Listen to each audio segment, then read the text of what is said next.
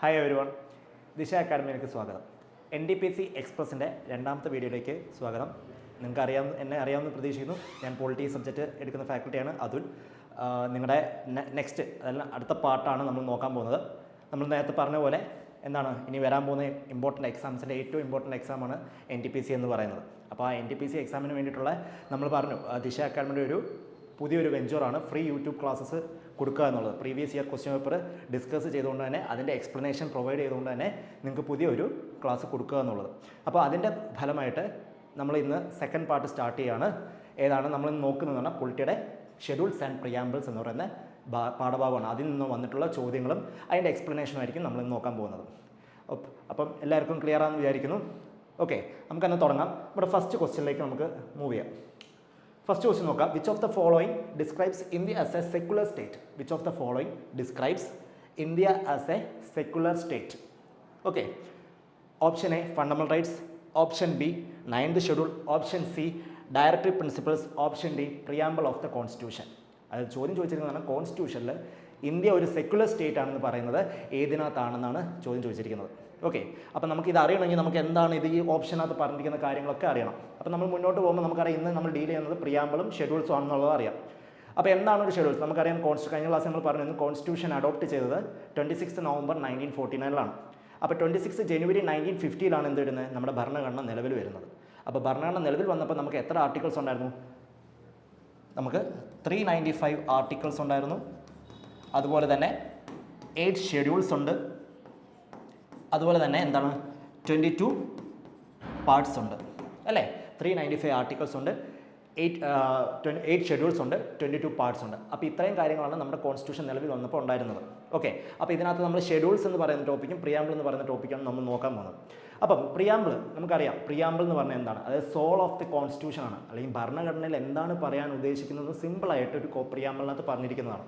Okay, അത് ഈ preamble അതിൻ്റെ നേരത്തെ തന്നെ അതിൻ്റെ ഒരു ഫോർമർ പാർട്ട് എന്ന രീതിയിൽ നമ്മൾ നേരത്തെ കഴിഞ്ഞ ക്ലാസ്സിൽ നോക്കിയായിരുന്നു ഒബ്ജക്റ്റീവ് റെസൊല്യൂഷൻ എന്ന് പറയുന്ന ഒരു ഡ്രാഫ്റ്റ് അല്ലേ?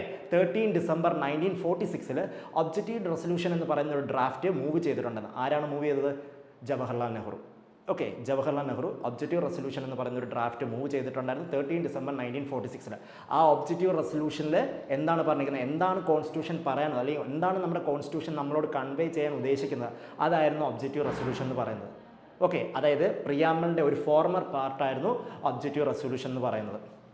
അല്ലെങ്കിൽ വേറെ രീതിയിൽ പറയാം, ഒബ്ജക്റ്റീവ് റെസൊല്യൂഷൻ്റെ ഒരു സിംപ്ലിഫൈഡ് ഫോമാണ് പ്രിയാമ്പിൾ എന്ന് പറയുന്നത്. ഓക്കെ, അപ്പോൾ objective resolution 13 December 1946 Jawaharlal Nehru draft ചെയ്തു. അത് അക്സെപ്റ്റ് ചെയ്തത് എന്നാണ് 22 ജനുവരി 1947 ഓക്കെ, അപ്പം നമ്മളത് കഴിഞ്ഞ ക്ലാസ്സിൽ ഡീൽ ചെയ്ത കാര്യമാണ്. കഴിഞ്ഞ പാർട്ടിൽ നമ്മൾ ഈ കാര്യങ്ങളെല്ലാം സൂചിപ്പിച്ചതാണ്. അപ്പം നമ്മൾ പ്രിയാമ്പിളോട്ട് കിടക്കാം. എന്താ പ്രിയാമ്പിൾ പറയുന്നത്? പ്രിയാമ്പിൾ പറയുന്നത് we the people of India അല്ലേ? നമ്മുടെ സോഴ്സ് ഓഫ് അതോറിറ്റിയാണ് അല്ലേ? നമ്മുടെ സോഴ്സ് ഓഫ് അതോറിറ്റിയാണ്. ആരാണ് സോഴ്സ് അല്ലെങ്കിൽ ആരാണ് authority? We the people of India. അങ്ങനെയാണ് നമ്മുടെ പ്രിയാമ്പിൾ അല്ലെങ്കിൽ ആമുഖം സ്റ്റാർട്ട് ചെയ്യുന്നത്. We the people of India have solemnly resolve to constitute India into a sovereign socialist secular democratic and republic and to secure all Indian citizens. Clear ആയല്ലോ? We the people of India have solemnly resolved to constitute India into a sovereign, socialist, secular, democratic and republic. Okay, justice, social, economic and political, liberty of thought and expression, belief, faith and place of worship, equality of status and opportunity, equality of status and opportunity, fraternity to assure the dignity of the individual and integrity of the nation. Hereby we adopt the constitution on 26th November 1949. അപ്പം ഇതാണ് നമ്മുടെ preamble എന്ന് പറയുന്നത്. ഇപ്പം എന്നോട് ചോദിക്കുകയാണെങ്കിൽ നിങ്ങൾ preamble നിങ്ങൾ അതൊന്ന് ജസ്റ്റ് കാണാതെ പഠിച്ച് വയ്ക്കുക. കാരണം എന്ന് പറഞ്ഞു കഴിഞ്ഞാൽ SSCയിൽ ഒരു ക്വസ്റ്റ്യൻസ് ഇങ്ങനെ വരാറുണ്ട്. ഇതിൻ്റെ ഓർഡേഴ്സ് അറേഞ്ച് ദ ഫോളോയിങ് ചോദിച്ചുകൊണ്ട് വരാറുണ്ട്. നമുക്കൊരു അവകാശമില്ല പ്രിയാമ്പിൾ പറഞ്ഞിരിക്കുന്ന കാര്യങ്ങൾ ഓർഡർ തെറ്റിച്ച് ചെയ്യാനുള്ള ഒരു അവകാശം നമുക്കില്ല. ഓക്കെ, അങ്ങനെ എന്തെങ്കിലും ഓർഡർ തെറ്റിക്കുന്ന ഒരു അമെൻമെൻറ്റ് വഴിയേ മാത്രമേ പറ്റുള്ളൂ. അല്ലാതെ നമുക്ക് നമ്മുടെ കയ്യിൽ നിന്നിട്ട് ഇപ്പം സോവറിന് പകരം അവിടെ സോഷ്യലിസ്റ്റ് കൊണ്ടുവരാനൊന്നും നമുക്ക് അധികാരമില്ല. അതുകൊണ്ട് തന്നെ ഇങ്ങനെ തന്നെ ചോദ്യങ്ങൾ ചോദിക്കണം. അറേഞ്ച് ദ ഫോളോയിങ് എന്നുള്ള രീതിയിൽ ചോദ്യം ചോദിക്കണം. Sovereign, socialist, secular, democratic, republic തന്നെ ചോദ്യം ചോദിക്കും. അങ്ങനെ ചോദിച്ചിട്ടുമുണ്ട്. അപ്പം അതുകൊണ്ട് നിങ്ങൾ പ്രിയാമ്പിൾ കൂടുതലും കാണാതെ പഠിച്ച് വയ്ക്കുന്നതായിരിക്കും നല്ലതെന്ന് മനസ്സിലാക്കാം. ഓക്കെ, അപ്പം അതിലോട്ട് പോവാം. അപ്പോൾ അതിനകത്ത് പറയുന്നൊരു വാക്കാണ് എന്ത്? Sovereign socialist secular democratic republic എന്ന് പറയുന്നത്. ഓക്കെ, അതിനകത്ത് നമുക്കറിയാം ഒറിജിനൽ ഫോം ഓഫ് പ്രിയാമ്പിളിനകത്ത് എന്ത് വാക്കുകളില്ലായിരുന്നു? സോഷ്യലിസ്റ്റ് ഇല്ലായിരുന്നു, സെക്യുലർ ഇല്ലായിരുന്നു, ഇൻ്റഗ്രിറ്റി ഇല്ലായിരുന്നു. ഈ 3 വാക്കുകളും പ്രിയാമ്പിളിലായിരുന്നു. ഏതൊക്കെയാ? Socialist, secular, integrity. ഈ 3 വാക്കുകൾ എന്തിലില്ലായിരുന്നു? പ്രിയാമ്പിളിനകത്തില്ലായിരുന്നു. ഈ 3 വാക്കുകളും പിന്നെ കൂട്ടിച്ചേർത്തതാണ്. ഓക്കെ, കാലാകാലങ്ങളായപ്പോൾ ഒരു അമെൻമെൻറ്റ് വഴി എന്താണ് ഈ 3 വാക്കുകൾ പ്രിയാമ്പിളിനകത്ത് അല്ലെങ്കിൽ നമ്മുടെ കോൺസ്റ്റിറ്റ്യൂഷൻ്റെ ഭരണഘടനയിൽ കൂട്ടിച്ചേർത്ത്. ഏത് അമെൻമെൻ്റ് ആണെന്നറിയോ? ഏത് അമെൻമെൻ്റ് ആണെന്നറിയോ?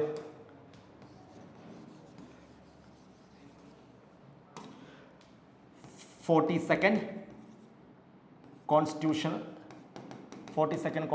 Amendment Act 1976. ഇന്ദിരാഗാന്ധി ഗവൺമെൻറ് കൊണ്ടുവന്ന 42nd Constitutional Amendment Act 1976 പ്രകാരമാണ് ഏതൊക്കെ വാക്കുകൾ കൂട്ടിച്ചേർത്തത്? Socialist, secular, integrity. ഈ 3 വാക്കുകൾ കൂട്ടിച്ചേർത്തു. ക്ലിയർ ആയല്ലോ? ഈ 3 വാക്കുകൾ 1976 നമ്മുടെ പ്രിയാമ്പിളിനകത്ത് കൂട്ടിച്ചേർത്തു. ഓക്കെ, അപ്പം നമ്മുടെ ഒറിജിനൽ കോൺസ്റ്റിറ്റ്യൂഷനിൽ എന്താണ്? പ്രിയാമ്പിളിനകത്ത് ഈ വാക്കുകളില്ലായിരുന്നു. പിന്നീട് എന്താണ്? ഒരു അമെൻമെൻറ്റ് വഴി 42nd Constitutional Amendment Act 1976 പ്രകാരമാണ് സോഷ്യലിസ്റ്റ്, സെക്യുലർ, ഇൻ്റഗ്രിറ്റി എന്ന് പറയുന്ന വാക്കുകൾ കൂട്ടിച്ചേർത്തത്. ഓക്കെ ആണെന്ന് വിശ്വസിക്കുന്നു. അപ്പം നമുക്ക് ഇവിടെ ചോദ്യം നോക്കാം. എന്താ പറഞ്ഞിരിക്കുന്നത്? Which of the following describes India as A secular state? Secular state ആയിട്ട് പ്രഖ്യാപിക്കുന്ന ഏതിലാണെന്നുള്ളതാണ്. ഇന്ത്യയെ സെക്യുലർ സ്റ്റേറ്റ് ആയിട്ട് പ്രഖ്യാപിക്കുന്ന ഏതിനകത്താണ് പറയുന്നത് എന്നുള്ളതാണ്.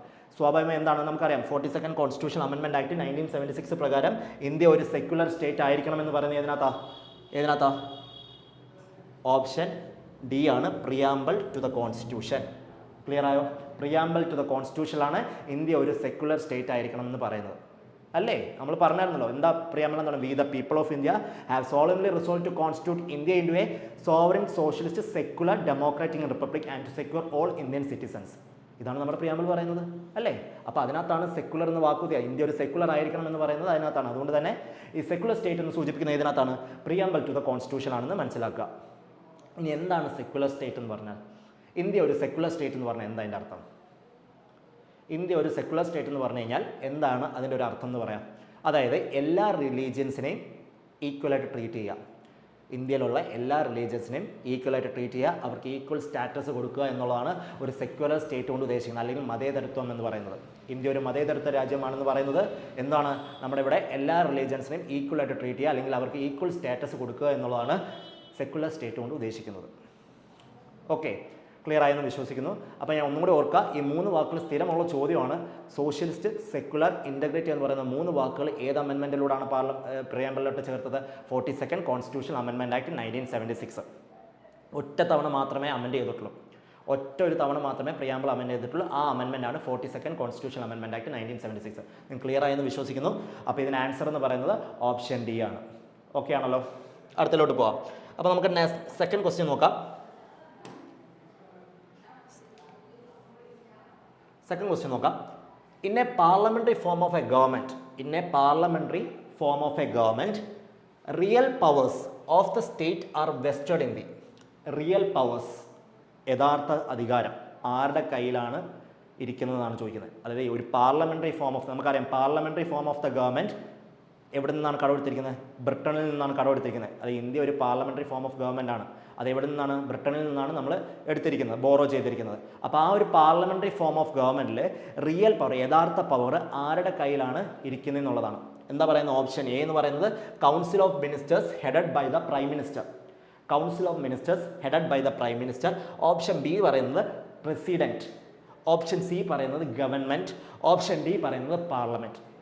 ഓക്കെ, ക്വസ്റ്റ്യൻ ഒന്നുകൂടി പറയാം. In a parliamentary form of government real powers of the state are vested in the. Real powers ആരുടെ കയ്യിലാണ് ഇരിക്കുന്നത് എന്നുള്ളതാണ്. ഓപ്ഷൻ എ പറയുന്നത് council of ministers headed by the prime minister. Option B പറയുന്നത് president. Option C പറയുന്നത് government. Option D പറയുന്നത് എന്താണ്? Parliament ആണ്. ഏതായിരിക്കും ഉത്തരം? അപ്പോൾ ആ ഉത്തരത്തിലോട്ട് വരുന്നതിന് മുമ്പ് നമുക്ക് കുറച്ച് കാര്യങ്ങൾ ഡിസ്കസ് ചെയ്യാം. Okay, parliamentary form of government. Okay, നമുക്കറിയാം പാർലമെൻ്ററി ഫോം ഓഫ് ഗവൺമെൻറ് എന്ന് പറഞ്ഞാൽ 2 സഭകളുണ്ട്. അതിന് ഹെഡ് ചെയ്യാൻ ഒരു പ്രൈം മിനിസ്റ്റർ ഉണ്ട്, ഒരു രാഷ്ട്രപതി ഉണ്ട്, ആൻഡ് കൗൺസിൽ ഓഫ് മിനിസ്റ്റേഴ്സ് ഉണ്ട്, ഒരു യൂണിയൻ എക്സിക്യൂട്ടീവ്സ് ഉണ്ട്, ലെജിസ്ലേറ്റീവ് ബോഡി ഉണ്ട്, എക്സിക്യൂട്ടീവ് ബോഡി ഉണ്ട്. അങ്ങനെ ഒരുപാട് ഓർഗൻസ് ഉള്ളതാണ് ഒരു parliamentary form of the government എന്ന് പറയുന്നത്. എന്താ ഒരു ലെജിസ്ലേറ്റീവ് ബോഡി എന്ന് പറഞ്ഞു കഴിഞ്ഞാൽ? ഒരു ലെജിസ്ലേറ്റീവ് ബോഡി അല്ലെങ്കിൽ ഒരു ലെജിസ്ലേറ്റീവ് ബോഡി ബോഡിയും അതുപോലെ തന്നെ ഒരു എക്സിക്യൂട്ടീവ് ബോഡി എന്ന് പറഞ്ഞാൽ എന്താ? ഒരു ലെജിസ്ലേറ്റീവ് ബോഡിയും ഒരു എക്സിക്യൂട്ടീവ് ബോഡി എന്ന് പറഞ്ഞാൽ എന്താ? ഒരു ലെജിസ്ലേറ്റീവ് ബോഡി എന്ന് പറഞ്ഞാൽ നിയമം നിർമ്മിക്കുന്ന സ്ഥാപനം, നിയമനിർമ്മാണ സ്ഥാപനം. ഓക്കെ, ഒരു നിയമം നിർമ്മിക്കുന്ന സ്ഥാപനത്തെയാണ് നമ്മൾ എന്ത് പറയുന്നത്? ലെജിസ്ലേറ്റീവ് ബോഡിയും. എക്സിക്യൂട്ടീവ് ബോഡി എന്ന് പറഞ്ഞു കഴിഞ്ഞാൽ ആ നിയമം നടപ്പിലാക്കുന്ന സ്ഥാപനത്തെയാണ് എന്ത് പറയുക? എക്സിക്യൂട്ടീവ് ബോഡി എന്ന് പറയുന്നത്. ഇപ്പം നമ്മൾ സെൻട്രൽ ഗവൺമെൻറ് നോക്കാം. നമുക്ക് സെൻട്രൽ ഗവൺമെൻറ് എടുത്തു കഴിഞ്ഞാൽ അവിടെ ആരായിരിക്കും നിയമം ഉണ്ടാക്കുന്നത്? അല്ലെങ്കിൽ ആരാണ് അവിടെ ലെജിസ്ലേറ്റീവ് ബോഡി എന്ന് പറയുന്നത്? അല്ലേ, നിയമം ഉണ്ടാക്കുന്നതാണ് എന്ത്? ലെജിസ്ലേറ്റീവ് ബോഡി എന്ന് ഞാൻ പറഞ്ഞു. ഓക്കെ, അപ്പോൾ ആരായിരിക്കും അവിടെ ലെജിസ്ലേറ്റീവ് ബോഡി എന്ന് പറയുന്നത്? അവിടെ ആരായിരിക്കും? നമ്മുടെ പാർലമെൻ്റ് അല്ലേ? അതായത് പാർലമെൻ്റ് അല്ലേ നമ്മുടെ ലെജിസ്ലേറ്റീവ്? പാർലമെൻ്റ് അല്ലേ നമുക്ക് വേണ്ടി നിയമം നിർമ്മിക്കുന്നത്? ഒരു യൂണിയൻ ഗവൺമെൻറ് നോക്കുവാണെങ്കിൽ നമ്മുടെ പാർലമെൻ്റ് അല്ലേ അവിടെ നിയമം നിർമ്മിക്കുന്നത്? പാർലമെൻറ്റിനകത്ത് ആരൊക്കെ ഉൾപ്പെടും? ഒരു പാർലമെൻറ്റിനകത്ത് ആരൊക്കെ ഉൾപ്പെടും? പാർലമെൻറ്റിനകത്ത് ആരൊക്കെയുണ്ട്? ലോക്സഭയുണ്ട്, രാജ്യസഭയുണ്ട്, പ്രസിഡൻ്റ് ഉണ്ട്. ലോക്സഭയുണ്ട്, രാജ്യസഭയുണ്ട്, പ്രസിഡൻ്റ് ഉണ്ട്. ഇത്രയും പേരാണ് എന്ത്? പാർലമെൻറ്റിനകത്തുള്ളത്. അതായത് യൂണിയൻ ലെവലിൽ നോക്കുകയാണെങ്കിൽ, സെൻട്രൽ ഗവൺമെൻറ് ലെവലിൽ നോക്കുകയാണെങ്കിൽ ഒരു നിയമം നിർമ്മിക്കുന്ന ആരാണ്? പാർലമെൻറ്റാണ്. പാർലമെൻറ്റ് എന്ന് പറഞ്ഞു കഴിഞ്ഞാൽ ലോക്സഭ, രാജ്യസഭ, പ്രസിഡൻറ്റ്. ക്ലിയർ ആയല്ലോ? ഈ ഉണ്ടാക്കിയ നിയമം നടപ്പിലാക്കുന്നവരെ വിളിക്കുന്ന പേരാണ് എന്ത്? എക്സിക്യൂട്ടീവ്സ് എന്ന് പറയുന്നത്, അല്ലെങ്കിൽ യൂണിയൻ എക്സിക്യൂട്ടീവ്സ് എന്ന് പറയും. ഈ ഉണ്ടാക്കിയ നിയമങ്ങൾ നടപ്പിലാക്കുന്നവരെ വിളിക്കുന്ന പേരാണ് യൂണിയൻ എക്സിക്യൂട്ടീവ്സ് എന്ന് പറയുന്നത്. അപ്പോൾ ആരൊക്കെ എക്സിക്യൂട്ടീവ്സ് എന്ന് പറയാം? നമ്മുടെ പ്രസിഡൻറ്റ് ഉണ്ട്, അതുപോലെ തന്നെ വൈസ് പ്രസിഡൻ്റ് ഉണ്ട്, പ്രൈം മിനിസ്റ്റർ ഉണ്ട്, നാലാമത് കൗൺസിൽ ഓഫ് മിനിസ്റ്റേഴ്സ് ഉണ്ട്, അഞ്ചാമത് അറ്റോർണി ജനറൽ ഓഫ് ഇന്ത്യ ഉണ്ട്. അങ്ങനെ ഒരുപാട് എക്സിക്യൂട്ടീവ്സ് ഉണ്ട്. നിയമം തന്നെ മറ്റ് ബ്യൂറോക്രാറ്റ്സ് എന്താണ്? യൂണിയൻ എക്സിക്യൂട്ടീവ്സ് ആണ്. അതായത് പാർലമെൻറ്റ് ഉണ്ടാക്കുന്ന നിയമം നടപ്പിലാക്കുന്ന ഉദ്യോഗസ്ഥ വൃന്ദങ്ങളെയാണ് നമ്മൾ എക്സിക്യൂട്ടീവ്സ് എന്ന് പറയുന്നത്. ഓക്കെ ആണല്ലോ? President, vice president, prime minister, council, ഇത് ഞാൻ ഷോർട്ട് ഫോം ആക്കി എഴുതുന്നേ ഉള്ളൂ. കൗൺസിൽ ഓഫ് മിനിസ്റ്റേഴ്സ്, അതുപോലെ തന്നെ അറ്റോർണി ജനറൽ ഓഫ് ഇന്ത്യ. ആരാണ് അറ്റോർണി ജനറൽ ഓഫ് ഇന്ത്യ? നമ്മൾ മുന്നോട്ട് പോകുമ്പോൾ നമ്മൾ അതിനകത്ത് ഒരുപാട് ക്ലാസ്, നമുക്ക് ഇതിന് ഓരോ ചാപ്റ്ററായിട്ട് നമുക്ക് ഡീൽ ചെയ്യാനുണ്ട്. പ്രസിഡന്റ് ഉണ്ട്, വൈസ് പ്രസിഡന്റ് ഒരു ചാപ്റ്റർ ഉണ്ട്, പ്രൈം മിനിസ്റ്ററിൻ്റെ ഒരു ചാപ്റ്റർ ഉണ്ട്. അങ്ങനെ ഓരോ ചാപ്റ്ററിലും നമ്മൾ ഡീറ്റെയിൽ ക്ലാസ്, മുന്നോട്ടുള്ള ക്ലാസ്സുകൾ നമ്മൾ തരും. അപ്പോൾ ഞാൻ പറയാം. അപ്പോൾ അറ്റോർണി ജനറൽ ഓഫ് ഇന്ത്യ എന്ന് പറഞ്ഞു കഴിഞ്ഞാൽ സെൻട്രൽ ഗവൺമെൻറ്റിന് വേണ്ടി വാദിക്കുന്ന വക്കീലാണ്. സെൻട്രൽ ഗവൺമെൻറ് കേസസ് ഒക്കെ കൈകാര്യം ചെയ്യുന്ന വക്കീലാണ് ആര്? അറ്റോർണി ജനറൽ ഓഫ് ഇന്ത്യ എന്ന് പറയുന്നത്. ഓക്കെ, അപ്പോൾ നമ്മൾ പറഞ്ഞു വന്നത് ഒരു പാർലമെൻ്ററി ഫോം ഓഫ് ദ ഗവൺമെൻറ്റിൽ രണ്ട് ഓർഗൻസ് ആണുള്ളത്. ഒരു ലെജിസ്ലേറ്റീവ് ഓർഗനുണ്ട്, അതുപോലെ തന്നെ എക്സിക്യൂട്ടീവ് ഓർഗൻ. ഒരു നിയമം നിർമ്മിക്കുന്ന സ്ഥാപനമുണ്ട്, ആ നിയമം നടപ്പിലാക്കുന്ന ഒരു സ്ഥാപനമുണ്ട്. അതാണ് എക്സിക്യൂട്ടീവ് ബോഡി എന്ന് പറയുന്നത്. ക്ലിയർ ആയോ? അപ്പോൾ ഇവിടെ ലെജിസ്ലേറ്റീവ് ബോഡി എന്ന് പറയുന്നത് പാർലമെൻറ്റാണ്. ആ പാർലമെൻറ്റിനകത്ത് ഉൾപ്പെടുന്നത് ലോക്സഭ, രാജ്യസഭ, പ്രസിഡന്റ്. എക്സിക്യൂട്ടീവിനകത്ത് ഉൾപ്പെടുന്നത് president, prime minister, vice president, council of ministers, attorney general of India. അങ്ങനെ കുറച്ച് ആൾക്കാരാണ്. അങ്ങനത്തെ തുടങ്ങിയ ഉദ്യോഗസ്ഥ വൃന്ദങ്ങളാണ് എവിടെ ഇതിനകത്തുള്ളത്? എക്സിക്യൂട്ടീവ്സിനകത്തുള്ളത്. ഓക്കെ, ഇനി ഒരു ചോദ്യം ചോദിക്കട്ടെ. നമ്മുടെ ലെജിസ്ലേറ്റീവ് ബോഡി നോക്കിയപ്പോൾ നാട്ടെ ഇവിടെയും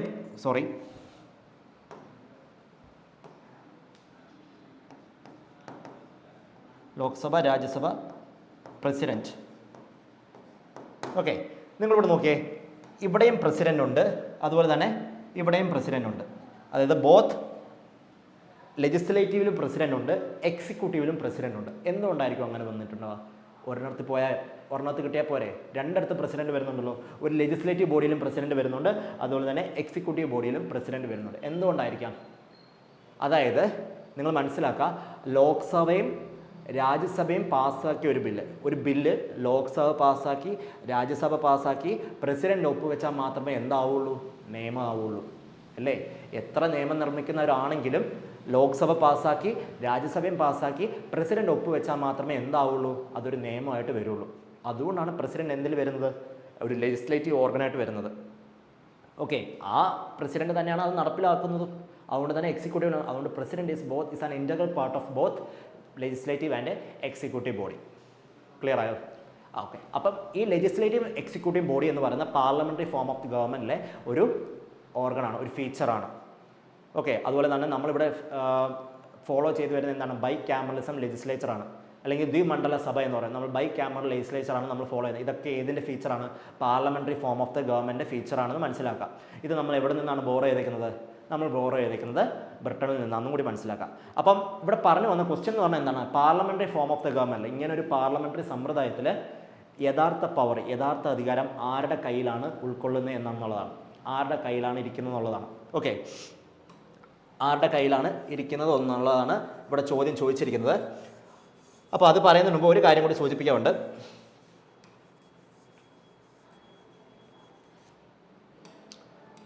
രണ്ട് വാക്കുകളുണ്ട്, ഡി ഫാക്ടോ,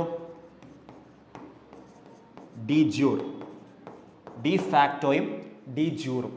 ഡി ഫാക്ടോ റൂളറും ഡി ജൂർ റൂളറും. ലാറ്റിൻ വാക്കാണ്, രണ്ട് വാക്കുകളാണ്. ഡി ഫാക്ടോ റൂളർ എന്ന് പറയും, ഡി ജൂർ എന്ന് പറയും. ഡി ജൂർ എന്ന വാക്കിൻ്റെ അർത്ഥം എന്ന് പറഞ്ഞു കഴിഞ്ഞാൽ നോമിനൽ എക്സിക്യൂട്ടീവ് എന്നാണ്. നോമിനൽ എക്സിക്യൂട്ടീവ് എന്നാണ് ഡി ജൂർ എന്ന വാക്കിൻ്റെ അർത്ഥം. ഡി ഫാക്ടോ എന്ന വാക്കിൻ്റെ അർത്ഥം എന്ന് പറഞ്ഞു കഴിഞ്ഞാൽ റിയൽ എക്സിക്യൂട്ടീവ് എന്നാണ്. റിയൽ എക്സിക്യൂട്ടീവ് എന്നാണ്. ക്ലിയർ ആയോ? നോമിനൽ എക്സിക്യൂട്ടീവ് എന്നാണ് ഡി ജൂർ, ഡി ഫാക്ടോ എന്ന് പറഞ്ഞാൽ റിയൽ എക്സിക്യൂട്ടീവ് എന്നുള്ളതാണ്. ഓക്കെ, അപ്പോൾ എന്താണ് ഈ വാക്കിൻ്റെ ഡിഫറൻസ്? നമുക്കറിയാം ഇവിടെ പ്രസിഡൻ്റ് ഉണ്ട്. നമുക്ക് പറയുമ്പോൾ നമ്മൾ പ്രസിഡന്റ് ചാപ്റ്റർ പഠിക്കുമ്പോൾ ഇതിനെപ്പറ്റി കൂടുതൽ പറയാം. നമ്മൾ പറയുമ്പോൾ പ്രസിഡന്റിന് എല്ലാ അധികാരങ്ങളും, ഇന്ത്യയിൽ കൂടുതൽ അധികാരമുള്ളത് പ്രസിഡന്റിനാണ്. ഒരു 7 അധികാരങ്ങൾ രീതിയിലുണ്ട്. ലെജിസ്ലേറ്റീവ് പവേഴ്സ് ഉണ്ട്, എക്സിക്യൂട്ടീവ് പവേഴ്സ് ഉണ്ട്, ജുഡീഷ്യറി പവേഴ്സ് ഉണ്ട്, ഫിനാൻഷ്യൽ പവേഴ്സ് ഉണ്ട്, മിലിറ്ററി പവേഴ്സ് ഉണ്ട്, എമർജൻസി പവേഴ്സ് ഉണ്ട്, ഡിപ്ലോമാറ്റിക് പവേഴ്സ് ഉണ്ട്. ഇങ്ങനെ ഒരുപാട് പവേഴ്സ് ആർക്കുണ്ട്? പ്രസിഡന്റിനുണ്ട്. പക്ഷേ എന്താണ്, നമ്മുടെ ഇന്ത്യയിൽ പ്രസിഡന്റ് ഒരു റബ്ബർ സ്റ്റാമ്പ് ആയിട്ടാണ് നിൽക്കുന്നത്, ഒരു ഡമ്മി പോലെയാണ് ഇരിക്കുന്നത്. അതായത് പ്രസിഡന്റ് ഈ അധികാരങ്ങളൊക്കെ എടുക്കണമെങ്കിൽ ആരുടെ ഉപദേശം വേണം? കൗൺസിൽ ഓഫ് മിനിസ്റ്റേഴ്സിൻ്റെയും പ്രൈം മിനിസ്റ്ററിൻ്റെയും ഉപദേശം ഉണ്ടെങ്കിൽ മാത്രമേ, അവരുടെ പെർമിഷൻ ഉണ്ടെങ്കിൽ മാത്രമേ പ്രസിഡന്റ് ഈ അധികാരങ്ങളൊക്കെ എടുക്കാൻ പറ്റുള്ളൂ. പറയുമ്പോൾ എല്ലാ അധികാരങ്ങളും പ്രസിഡന്റ് ഉണ്ട്. നമ്മൾ പഠിക്കുമ്പോഴും എല്ലാം പ്രസിഡന്റ് എല്ലാ അധികാരമാണ്. പ്രസിഡന്റാണ് സൂപ്പർ പവർ എന്നാണ് നമ്മൾ വിചാരിക്കുക. ഓക്കെ, പക്ഷേ എന്താണ്, പുള്ളിക്കാരൻ ഈ അധികാരങ്ങളൊക്കെ പുറത്തെടുക്കണമെങ്കിൽ ആരുടെ പെർമിഷൻ വേണം? കൗൺസിൽ ഓഫ് മിനിസ്റ്റേഴ്സിൻ്റെയും പ്രൈം മിനിസ്റ്ററിൻ്റെയും പെർമിഷൻ വേണം. അതാണ് ആർട്ടിക്കിൾ 74 പറയുന്നത്. President should act on the aid and advise of the council of ministers. Okay, article 74 പറയുന്നതാണ് president should act on the aid and advise of the council of ministers. Okay, അത് council of മിനിസ്റ്റേഴ്സിൻ്റെ ഉപദേശപ്രകാരം മാത്രമേ president നിൽക്കാൻ പറ്റുള്ളൂ. Okay, അതായത് ചുരുക്കി പറഞ്ഞാൽ പ്രസിഡന്റ് എന്ന് പറഞ്ഞാൽ പേരിന് മാത്രമുള്ള ഒരു അധികാരമുള്ള രീതിയിലാണ്. ഓക്കെ, പേരിന് മാത്രം. അതാണ് നിങ്ങൾ നോക്കിയേ, ഡി ജൂർ എന്ന് പറഞ്ഞു കഴിഞ്ഞാൽ നോമിനൽ എക്സിക്യൂട്ടീവ്. നോമിനൽ എന്ന വാക്കിൻ്റെ അർത്ഥം എന്താണ്? നോമിനൽ എന്ന വാക്കിൻ്റെ അർത്ഥം എന്താ? പേരിന് മാത്രം. നോമിനൽ എന്ന വാക്കിൻ്റെ അർത്ഥം പേരിന് മാത്രമായതുള്ളതാണ്. ഓക്കെ, അപ്പം നോമിനൽ എക്സിക്യൂട്ടീവ് ഡി ജൂർ എന്ന് പറഞ്ഞാൽ ഇവിടെ ആരായിരിക്കും? പ്രസിഡന്റ് ആയിരിക്കും ഡി ജൂർ എന്ന് പറയുന്നത്. ക്ലിയർ ആയോ? ഡി ജൂർ എന്ന് പറയുന്നത് പ്രസിഡന്റ് ആയിരിക്കും. ഡി ഫാക്ടോ, ആ പേര് തന്നെ ഉണ്ട്. ഡി ഫാക്ടോ എന്ന് പറഞ്ഞാൽ റിയൽ എക്സിക്യൂട്ടീവ്, യഥാർത്ഥ പവർ നടപ്പിലാക്കുന്ന ആൾ. ആ റിയൽ എക്സിക്യൂട്ടീവ് ആണ് ആരൊക്കെ? പ്രൈം മിനിസ്റ്ററും കൗൺസിൽ ഓഫ് മിനിസ്റ്റേഴ്സും ഒക്കെ പറയുന്നത്. ക്ലിയർ ആയോ? പ്രൈം മിനിസ്റ്ററും കൗൺസിൽ ഓഫ് മിനിസ്റ്റേഴ്സും ആണ് എന്ത്? റിയൽ എക്സിക്യൂട്ടീവ്, യഥാർത്ഥ അധികാരം നടപ്പിലാക്കുന്ന ആൾക്കാരാണ് ആര്? പ്രൈം മിനിസ്റ്ററും കൗൺസിൽ ഓഫ് മിനിസ്റ്റേഴ്സും. De facto rulers. മനസ്സിലായോ? മറ്റേത് പ്രസിഡന്റ് ആണ്. അതിന് ഡി ജൂർ എന്ന് പറഞ്ഞാൽ നോമിനൽ എക്സിക്യൂട്ടീവ് എന്ന് പറഞ്ഞു കഴിഞ്ഞാൽ പേരിന് മാത്രമുള്ള ഒരു അധികാരം. നോമിനൽ എക്സിക്യൂട്ടീവ് പേരിന് മാത്രം. ഞാൻ പറഞ്ഞല്ലോ, പ്രസിഡന്റിന് ആ അധികാരങ്ങളെല്ലാം ഉണ്ടെങ്കിലും ആരുടെ പെർമിഷൻ ഉണ്ടെങ്കിലേ പറ്റുള്ളൂ, ആരുടെ അഡ്വൈസ്, ആരുടെ ഉപദേശം ഉണ്ടെങ്കിലേ പറ്റുള്ളൂ, കൗൺസിൽ ഓഫ് മിനിസ്റ്ററിന്റെ ഉപദേശം ഉണ്ടെങ്കിലേ പറ്റുള്ളൂ. അതാണ് ആർട്ടിക്കിൾ 74 പറയുന്നത്. ക്ലിയർ ആയോ? അപ്പോൾ ഇവിടെ ക്വസ്റ്റ്യൻ എന്താ ചോദിച്ചേക്കുന്നത്? In parliamentary form of a government നമ്മുടെ റിയൽ പവർ ഇൻഡയറക്റ്റ് ആയിട്ട് ചോദിച്ചിരിക്കുന്നത് എന്താണ്? ആരാണ്? ഡി ഫാക്ടോ എന്നാണ് ചോദിച്ചിരിക്കുന്നത്. റിയൽ പവർ, യഥാർത്ഥ അധികാരം നടപ്പിലാക്കുന്ന ആരാണെന്ന്. ആരായിരിക്കും? Option A, council of ministers headed by the prime minister. Clear ആയോ? Council of ministers headed by the prime minister. ഇവരല്ലേ ഡി ഫാക്ടോ റൂളേഴ്സ് എന്ന് പറഞ്ഞേ? ഞാൻ പറഞ്ഞല്ലോ, അവരാണ് യഥാർത്ഥ അധികാരം നടപ്പിലാക്കുന്നത്. പ്രസിഡന്റ് എന്ന് പറയുന്നത് പേരിന് മാത്രമുള്ള അധികാരം മാത്രമാണ്. നോമിനൽ എക്സിക്യൂട്ടീവ്, നോമിനൽ എന്ന് വെച്ച് കഴിഞ്ഞാൽ പേരിന് മാത്രം. ക്ലിയർ ആയോ? എല്ലാവർക്കും ക്ലിയർ ആയെന്ന് വിചാരിക്കുന്നു. ഓക്കെ ആണല്ലോ? നമുക്ക് അടുത്ത ക്വസ്റ്റിലോട്ട് പോകാം. ഇതാണ് പാർലമെന്ററി ഫോം ഓഫ് ഗവൺമെന്റിലെ കാര്യം പറഞ്ഞത്. നമ്മൾ ഒരുപാട് ഫീച്ചേഴ്സ് അതിനകത്ത് കണ്ടു. ബൈ ക്യാമറലിസം ഫീച്ചർ, അതുപോലെ തന്നെ ലെജിസ്ലേറ്റീവ് എക്സിക്യൂട്ടീവ് ബോഡി എന്താണെന്നുള്ളത് നമ്മൾ പറഞ്ഞു. ഓക്കെ, ഇനി അതിൻ്റെ ബൈ ക്യാമറലിസം എന്താണെന്നുള്ളതൊക്കെ നമ്മൾ മുൻകൂട്ടി കണ്ട് നമ്മൾ പറയുന്നതായിരിക്കും. ഓക്കെ ആണല്ലോ? നമുക്ക് അടുത്ത ക്വസ്റ്റിലോട്ട് പോവാം. Which of the following emerges clearly from the preamble? Which of the following emerges clearly from the preamble? ഒരു സ്റ്റേറ്റ്മെന്റ് ടൈപ്പ് ക്വസ്റ്റ്യൻ ആണ്. നമുക്കറിയാം ഇനി വരുന്ന എക്സാംസ് ഒക്കെ നമുക്കറിയാം. SSCയിൽ ഇനി CGL വരുന്നുണ്ട്, NTPCയുടെ എക്സാംസും ഒക്കെ എന്താണ് പാറ്റേൺ ചിലപ്പോൾ മാറാം. അപ്പോൾ സ്റ്റേറ്റ്മെന്റ് രീതിയിലുള്ള ചോദ്യങ്ങളും കൂടി നിങ്ങൾ പ്രാക്ടീസ് ചെയ്യുക. ഇതൊരു സ്റ്റേറ്റ്മെന്റ് ടൈപ്പുള്ള ചോദ്യങ്ങളാണ്. അതായത് which of the following emerges clearly from the preamble. പ്രിയാമ്പിളിൽ എടുത്ത് പറയുന്ന കാര്യങ്ങൾ ഏതൊക്കെയാണെന്നുള്ളത്. ഓക്കെ, പ്രിയാമ്പിളിനകത്ത് ഇതിലെ ഏതൊക്കെ കാര്യങ്ങളാണ് എടുത്ത് പറയുന്നത് എന്നുള്ളത്. ഒന്നാമത്തെ സ്റ്റേറ്റ്മെന്റ് എന്താ? When the constitution was enacted.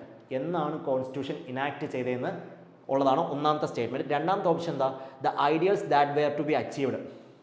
എന്താണ് ഈ പ്രിയാമ്പിൾ കൊണ്ട് അല്ലെങ്കിൽ കോൺസ്റ്റിറ്റ്യൂഷൻ കൊണ്ട് അച്ചീവ് ചെയ്യാൻ ഉദ്ദേശിക്കുന്നത് എന്നുള്ളത്. രണ്ടാമത്തെ the system of the government എങ്ങനെ ആയിരിക്കണം എന്നുള്ളത്.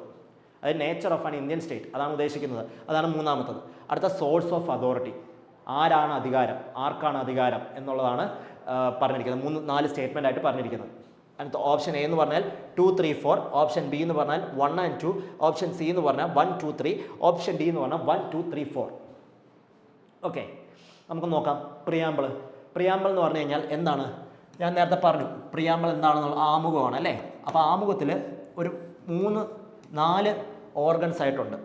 4 ഓർഗൻസ്, 4 ഫാക്ടേഴ്സ് ഉണ്ട്. അത് 4 കാര്യമാണ് അതിനകത്ത് സോഴ്സ് ആയിട്ട് എടുത്ത് പറഞ്ഞിരിക്കുന്നത്. അതായത് ഒന്നാമത്തെ കാര്യം എന്ന് പറഞ്ഞു കഴിഞ്ഞാൽ സോഴ്സ് ഓഫ് അതോറിറ്റി, ആർക്കാണ് അധികാരം എന്ന് പ്രിയാമ്പിളിനകത്ത് സൂചിപ്പിക്കുന്നുണ്ട്. സോഴ്സ് ഓഫ് അതോറിറ്റി, ആർക്കാണ് അധികാരം എന്നുള്ളത് പ്രിയാമ്പിളിനകത്ത് സൂചിപ്പിക്കുന്നുണ്ട്. രണ്ടാമത്തെ കാര്യം എന്ന് പറഞ്ഞു കഴിഞ്ഞാൽ nature of Indian state, nature of Indian state, അതായത് ഇന്ത്യൻ സ്റ്റേറ്റ് എങ്ങനെ ആയിരിക്കണം എന്നുള്ളതും പ്രിയാമ്പിളിനകത്ത് എടുത്ത് പറയുന്നുണ്ട്. മൂന്നാമത്തത് എന്താണ്? മൂന്നാമത്തത് objectives of the constitution, objectives of the constitution, objectives of the constitution എന്താണ് നേടേണ്ടത് എന്നുള്ളതും പ്രിയാമ്പിളിനകത്ത് പറയുന്നുണ്ട്. നാലാമത്തെ കാര്യം വെൻ ദ കോൺസ്റ്റിറ്റ്യൂഷൻ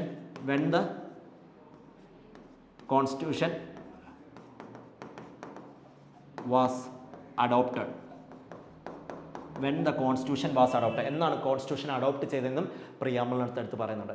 ഇങ്ങനെ ഈ 4 ചോദ്യങ്ങൾക്കുള്ള ഉത്തരവാണ് നിങ്ങളുടെ പ്രിയാമ്പിൾ എന്ന് പറയുന്നത്. ഏതൊക്കെയാണ്? Source of authority, nature of the Indian state, അതുപോലെ തന്നെ ഒബ്ജക്റ്റീവ്സ് ഓഫ് ദി കോൺസ്റ്റിറ്റ്യൂഷൻ. എന്താണ് പറയുന്നത്? എന്താണ് ഒബ്ജക്റ്റീവ് എന്ന് പറയുന്നത്? എന്താണ് ഒബ്ജക്റ്റീവ് എന്ന് പറയുന്നത്?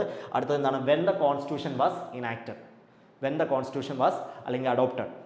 ഇത്രയും 4 കാര്യം, ഈ 4 ചോദ്യം എന്താണ്? 1, 2, 3, 4 ഈ 4 ചോദ്യത്തിനുള്ള ഉത്തരവാണ് നിങ്ങളുടെ എന്ത് പ്രിയാമ്പിൾ എന്ന് പറയുന്നത്.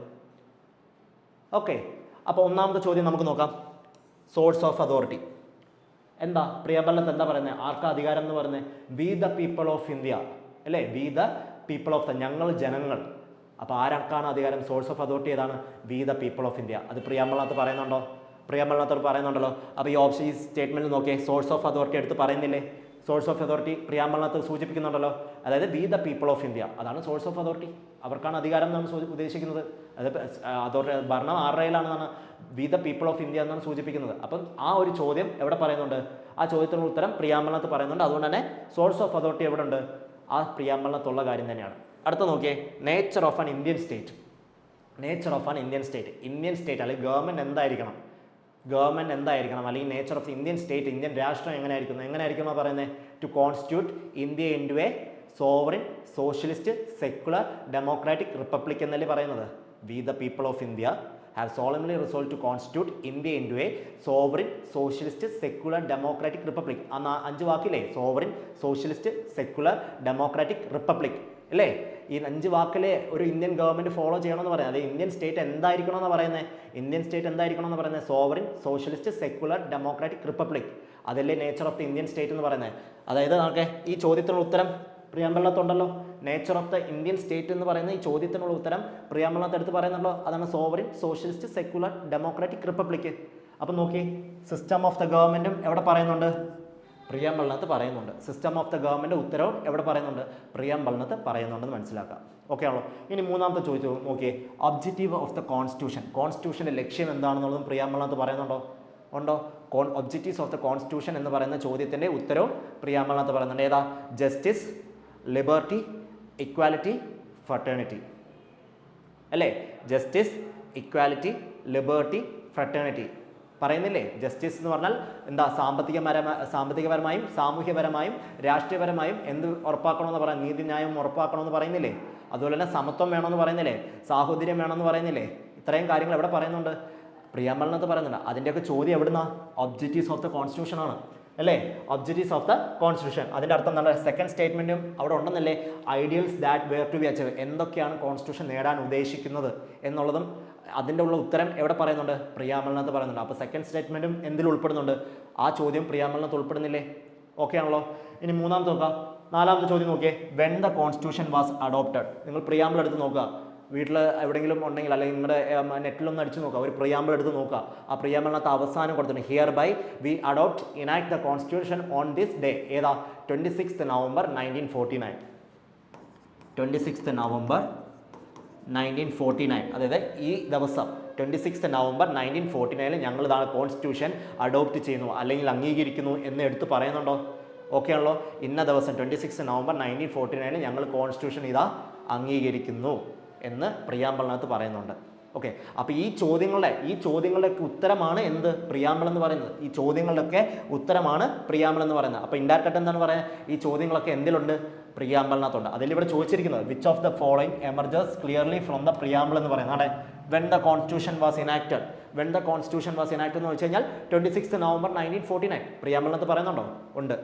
അടുത്ത ideals that were to be achieved, എന്താണ് കോൺസ്റ്റിറ്റ്യൂഷൻ കൊണ്ട് നേടാൻ ഉദ്ദേശിക്കുന്നത്, ആണ് ഒബ്ജക്റ്റീവ്സ് ഓഫ് ദ കോൺസ്റ്റിറ്റ്യൂഷൻ. അതിനുള്ള ഉത്തരവും പ്രിയാമ്പിളിനകത്ത് പറയുന്നുണ്ട്. ഏതാ, justice, social, economic and political എന്ന് പറയുന്നത്, ഈക്വാലിറ്റി, ലിബർട്ടി, ഫ്രട്ടേണിറ്റി എന്ന് പറയുന്നത്, അതും നേടാൻ ഉദ്ദേശിക്കുന്നുണ്ട്. അടുത്ത് നോക്കിയേ, സിസ്റ്റം ഓഫ് ദ ഗവൺമെന്റ്, ഒരു ഇന്ത്യൻ സ്റ്റേറ്റ് എന്തായിരിക്കണം എന്ന് പറയുന്നുണ്ട്. എന്താ nature of an Indian state എന്ന് പറഞ്ഞു കഴിഞ്ഞാൽ എന്താ അവിടെ പറയുന്നത്, ഒരു constitute India in a sovereign socialist secular democratic republic. അതിനുള്ള ഉത്തരവ് എന്തുണ്ട്, പ്രിയാമ്പിളിനകത്തുണ്ട്. ഇനി സോഴ്സ് ഓഫ് അതോറിറ്റി ആരാന്നുള്ളതാണ് നാലാമത്തെ സ്റ്റേറ്റ്മെന്റ്. സോഴ്സ് ഓഫ് അതോറിറ്റി ആരാന്നുള്ളത്, ആരാ, V the people of India. Okay, അപ്പോൾ ഈ ഇത്രയും ഇതിൻ്റെ ചോദ്യങ്ങളാണ് ഈ പറഞ്ഞിരിക്കുന്നത്. അപ്പോൾ ഈ ചോദ്യങ്ങളെല്ലാം എന്തിലുണ്ട്, പ്രിയാമ്പിളുണ്ട്. അത് ഈ ചോദ്യങ്ങളുടെ ഉത്തരമാണ് എന്ത്, പ്രിയാമ്പിൾ എന്ന് പറയുന്നത്. അപ്പോൾ ഇതിൻ്റെ ഓപ്ഷൻ എന്താണ്, ഈ 4 ഇല്ലേ, 1, 2, 3 and 4. 1, 2, 3 and 4 ക്ലിയർ ആയോ? ഇതാണ് നമ്മൾ ഉദ്ദേശിച്ചത്. ഓക്കെ, പ്രിയാമ്പിൾ എന്ന് പറയുന്നത് എന്താ, ഒന്നുകൂടി പറയാം. നമ്മൾ ആ പ്രിയാമ്പിളം കാണാതെ പഠിച്ച് വെച്ചാൽ മതി, കൂടുതൽ വലിയ ഡീറ്റെയിൽ ആയിട്ട് പോകേണ്ട. ആ പ്രിയാമ്പിളം കാണാതെ പഠിച്ച് വെച്ചാൽ നിങ്ങൾക്ക് അതിൽ നിന്നുള്ള ചോദ്യം എങ്ങനെ വേണമെങ്കിലും എഴുതാൻ പറ്റും. അതിനകത്ത് എങ്ങനെ രീതിയിലും തിരിച്ചും മറിച്ചൊക്കെ ചോദിച്ചു കഴിഞ്ഞാൽ, we the people of India have solemnly resolve to constitute India in a sovereign socialist secular democratic and republic and to secure all Indian citizens justice, social, economic and political, liberty of faith, expression, belief and liberty of thought and expression, belief, faith and place of worship, equality of status and opportunity, fraternity to assure the dignity of the individual and integrity of the nation. Hereby we adopt and enact the constitution on 26th November 1949 എന്നാണ് നമ്മുടെ preamble പറയുന്നത്. Okay, അതായത് preamble എന്ന് പറഞ്ഞു കഴിഞ്ഞാൽ, പ്രിയാമ്പിളിലെ ചോദ്യങ്ങൾ എന്ന് പറഞ്ഞു കഴിഞ്ഞാൽ ഒരു 4 രീതിയിലാണ് ചോദ്യങ്ങൾ വരുന്നത്. സോഴ്സ് ഓഫ് അതോറിറ്റി ഉണ്ട്, നേച്ചർ ഓഫ് ദി ഇന്ത്യൻ കോൺസ്റ്റിറ്റ്യൂഷൻ്റെ ഉത്തരം അതിനകത്ത് പറയുന്നുണ്ട്, ഒബ്ജക്റ്റീവ്സ് ഓഫ് ദ കോൺസ്റ്റിറ്റ്യൂഷൻ്റെ ഒബ്ജക്റ്റീവ്സ് എന്താണെന്നുള്ളതും കൂടി പ്രിയാമ്പിളിനകത്ത് സൂചിപ്പിക്കുന്നുണ്ട്. എന്നാണ് കോൺസ്റ്റിറ്റ്യൂഷൻ അഡോപ്റ്റ് ചെയ്യുന്നതെന്നുള്ളതും കോൺസ്റ്റിറ്റ്യൂഷൻ പ്രിയാമ്പിളിനകത്ത് പറയുന്നുണ്ട്. ഇതിൻ്റെയൊക്കെ ഉത്തരങ്ങളാണ് പ്രിയാമ്പിൾ എന്ന് പറയുന്നത്. അപ്പോൾ ഇതെല്ലാം ഈ ക്വസ്റ്റ്യനകത്ത് ചോദിച്ചിരിക്കുന്ന സ്റ്റേറ്റ്മെൻറ്റ്സ് ആയിട്ട് അതിൻ്റെ ആൻസർ എന്ന് പറഞ്ഞാൽ 1, 2, 3 and 4 ഓപ്ഷൻ ഡി. ക്ലിയർ ആയല്ലോ? അടുത്തതിലോട്ട് പോകാം നമുക്ക്. ഓക്കെ, ഇനി നമ്മൾ പറയാം, നമുക്കിപ്പം ഒരുപാട് കോഴ്സുകൾക്ക് നമ്മൾ ക്ലാസ് കൊടുക്കുന്നുണ്ട്. RPF, CHSL, CGL, ഇനി NTPC എല്ലാ കോഴ്സുകളും നമ്മൾ ക്ലാസ് കൊടുക്കുന്നുണ്ട്. അപ്പം ദിശ അക്കാഡമി, ദിശ ഓൺലൈൻ എന്ന് പറയുന്ന പ്ലാറ്റ്ഫോമിലൂടെ ഇതിൻ്റെ ഡീറ്റെയിൽ ക്ലാസ്സസ്, ഓക്കെ, നമുക്കിപ്പം ഒരുപാട് ഡീറ്റെയിൽ ആയിട്ട് നമുക്ക് യൂട്യൂബ് ഫ്രീ ക്ലാസ്സസിൽ കൊടുക്കാൻ കുറച്ച് ഇതായിരിക്കും. അപ്പോൾ ഇതിൻ്റെ ഡീറ്റെയിൽ ക്ലാസ്സസ് എവിടെ കൊടുക്കുന്നുണ്ട്, ദിശ ഓൺലൈൻ പ്ലാറ്റ്ഫോമിൽ കൊടുക്കുന്നുണ്ട്. അപ്പോൾ അത് നിങ്ങളൊന്ന് കയറി പ്ലേ സ്റ്റോറിൽ നിന്ന് ഡൗൺലോഡ് ചെയ്തിട്ട് അതിനകത്ത് കോഴ്സുകൾ ഒന്ന് റെഫർ ചെയ്യുക, പർച്ചേസ് ചെയ്യുക. ഇതിൽ ഡീറ്റെയിൽ ക്ലാസ്സസൊക്കെ നിങ്ങൾക്ക് അതിൽ അവൈലബിൾ ആവുന്നതായിരിക്കും. ഓക്കെ, അടുത്ത ക്വസ്റ്റ്യൻ നമുക്ക് നോക്കാം. Which one of the following is statement is correct. ഈ താഴെ പറയുന്നവയിൽ ഏതാണ് ശരി എന്നുള്ളതാണ്. Which of the following statements is correct എന്നാണ് ചോദിച്ചിരിക്കുന്നത്. ഓപ്ഷൻ എ എന്ന് പറയുന്നത് preamble of the constitution is A part of the constitution. Preamble of the Constitution is a part of the Constitution and can be commented under the Article 368. അതായത് preamble എന്ന് പറയുന്നത് കോൺസ്റ്റിറ്റ്യൂഷൻ്റെ ഭാഗമാണെന്നും അതിനെ എന്ത് ചെയ്യാം, പാർലമെൻറ്റിന് അമെൻഡ് ചെയ്യാനുള്ള അധികാരം ഉണ്ടെന്നാണ് പറയുന്നത് ആർട്ടിക്കിൾ 368 പ്രകാരം. രണ്ടാമത്തെ ഓപ്ഷൻ നോക്കിയാൽ preamble of the constitution is not a part of the constitution and cannot be amended എന്ന് പറയുന്നതാണ് ഇത് രണ്ടാമത്തെ സ്റ്റേറ്റ്മെന്റ്. പ്രിയാമ്പിൾ എന്ന് പറയുന്നത് കോൺസ്റ്റിറ്റ്യൂഷൻ്റെ എന്നല്ല ഭാഗമല്ല എന്നും അതിനെ അമെൻഡ് ചെയ്യാനും പറ്റില്ല എന്നുള്ളതാണ് രണ്ടാമത്തെ സ്റ്റേറ്റ്മെന്റ് പറയുന്നത്. ഇനി മൂന്നാമത്തെ സ്റ്റേറ്റ്മെന്റ് പറയുന്നത് preamble is a part of the basic structure of the constitution and can be amended only if no change in the basic structure is made. അതായത് പ്രിയാമ്പിൾ എന്ന് പറയുന്നത് ഒരു കോൺസ്റ്റിറ്റ്യൂഷൻ്റെ ബേസിക് സ്ട്രക്ചറിൻ്റെ ഭാഗമാണ്, ഒരു ബേസിക് ഫീച്ചറാണ്. അതിനെ എന്ത് ചെയ്യണം, അമെൻഡ് ചെയ്യണമെങ്കിൽ എന്താണ്, ബേസിക് സ്ട്രക്ചറിൽ ചേഞ്ച് വരാത്ത രീതിയിൽ മാത്രമേ അമെൻഡ് ചെയ്യാൻ പറ്റുള്ളൂ എന്നുള്ള രീതിയിലാണ് മൂന്നാമത്തെ ഓപ്ഷൻ സി പറയുന്നത്. ഓപ്ഷൻ ഡി പറയുന്നത് എന്താണ്, preamble can be amended by the parliament simply by an objective resolution. ഒരു റെസൊല്യൂഷൻ, ഒരു പ്രമേയം മൂവ് ചെയ്യുന്നതിലൂടെ നമുക്ക് പ്രിയാമ്പിൾ എന്ത് ചെയ്യാമെന്നാണ് പറയുന്നത്, ആ പ്രിയാമ്പിളിനെ എന്ത് ചെയ്യാമെന്നാണ് പറയുന്നത്, പ്രിയാമ്പിളിനെ അമെൻഡ് ചെയ്യാമെന്നാണ് പറയുന്നത്. ഓക്കെ, അപ്പോൾ ഇത് പറയുന്നതിന് മുമ്പ് ഇത് അത്യാവശ്യം ഡീപ്പായിട്ട് കുറച്ചുള്ള ഇതാണ്. ഇത് പറയുന്നത് പറഞ്ഞു കഴിഞ്ഞാൽ ആമുഖം, നമ്മൾ പ്രിയാമ്പിളുമായിട്ട് ബന്ധപ്പെട്ട 3 കേസസ് സുപ്രീം കോടതി കേസസിൻ്റെ വിധികൾ ഉണ്ട്. ഒന്നാമത്തെ കേസ് എന്ന് പറയുന്നത്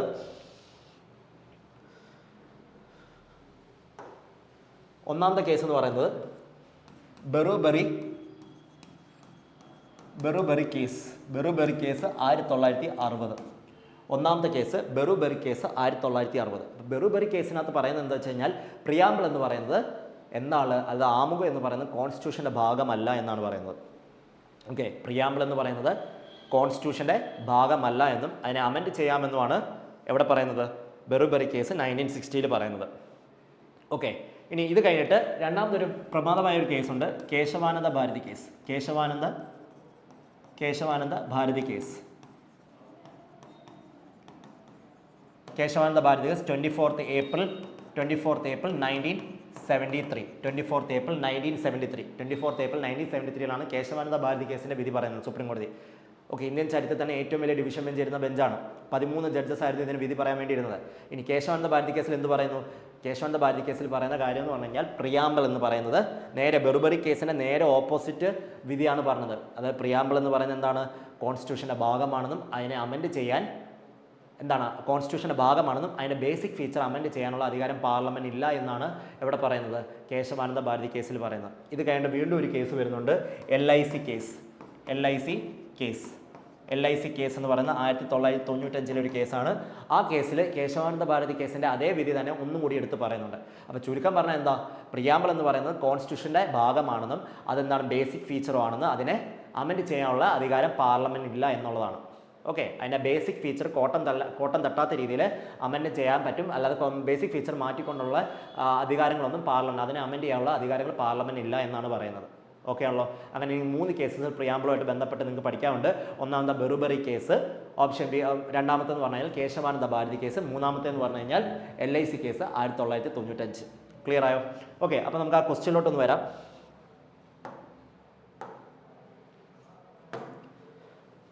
Which one of the following statement is correct? Preamble of the Constitution is a part of the Constitution and can be amended under the Article 368. എന്താ പറയുന്നത്, പ്രിയാമ്പിൾ എന്ന് പറയുന്നത് കോൺസ്റ്റിറ്റ്യൂഷൻ്റെ ഭാഗമാണെന്നും അതിനെ അമെൻഡ് ചെയ്യാമെന്നുമാണ് പറയുന്നത്. അങ്ങനെയാണോ കേശവാനന്ദ ഭാരതി കേസിൻ്റെ വിധി പറഞ്ഞത്?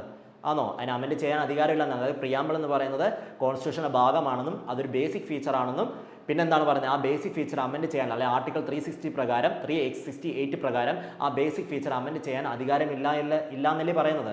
അപ്പോൾ അതിനകത്ത് പറയുന്നത് ഓപ്ഷൻ സി അല്ലേ, അതല്ലേ പറയുന്നത് കേശവാനന്ദ ഭാരതി കേസിലെ വിധി അതല്ലേ പറയുന്നത്, preamble is the part of the basic structure of the constitution and can be amended only if no change in the basic structure can be made. അത് ബേസിക് സ്ട്രക്ചറിലെ ചേഞ്ച് വന്നിട്ടുണ്ട്, ബേസിക് സ്ട്രക്ചറിനെ ബേസിക് ഫീച്ചറിനെ എന്താണ് അതിൽ ചേഞ്ച് വരുന്ന രീതിയിൽ amend ചെയ്യാൻ അധികാരം ആർക്കില്ല, പാർലമെൻറ്റ് ഇല്ല. അതായത് പ്രിയാമ്പിൾ എന്ന് പറയുന്നത് എന്താണ്, കോൺസ്റ്റിറ്റ്യൂഷൻ്റെ ഭാഗമാണെന്നാണ് ആര് പറയുന്നത്, കേശവാനന്ദ ഭാരതി കേസ് എന്ന് പറയുന്നത്.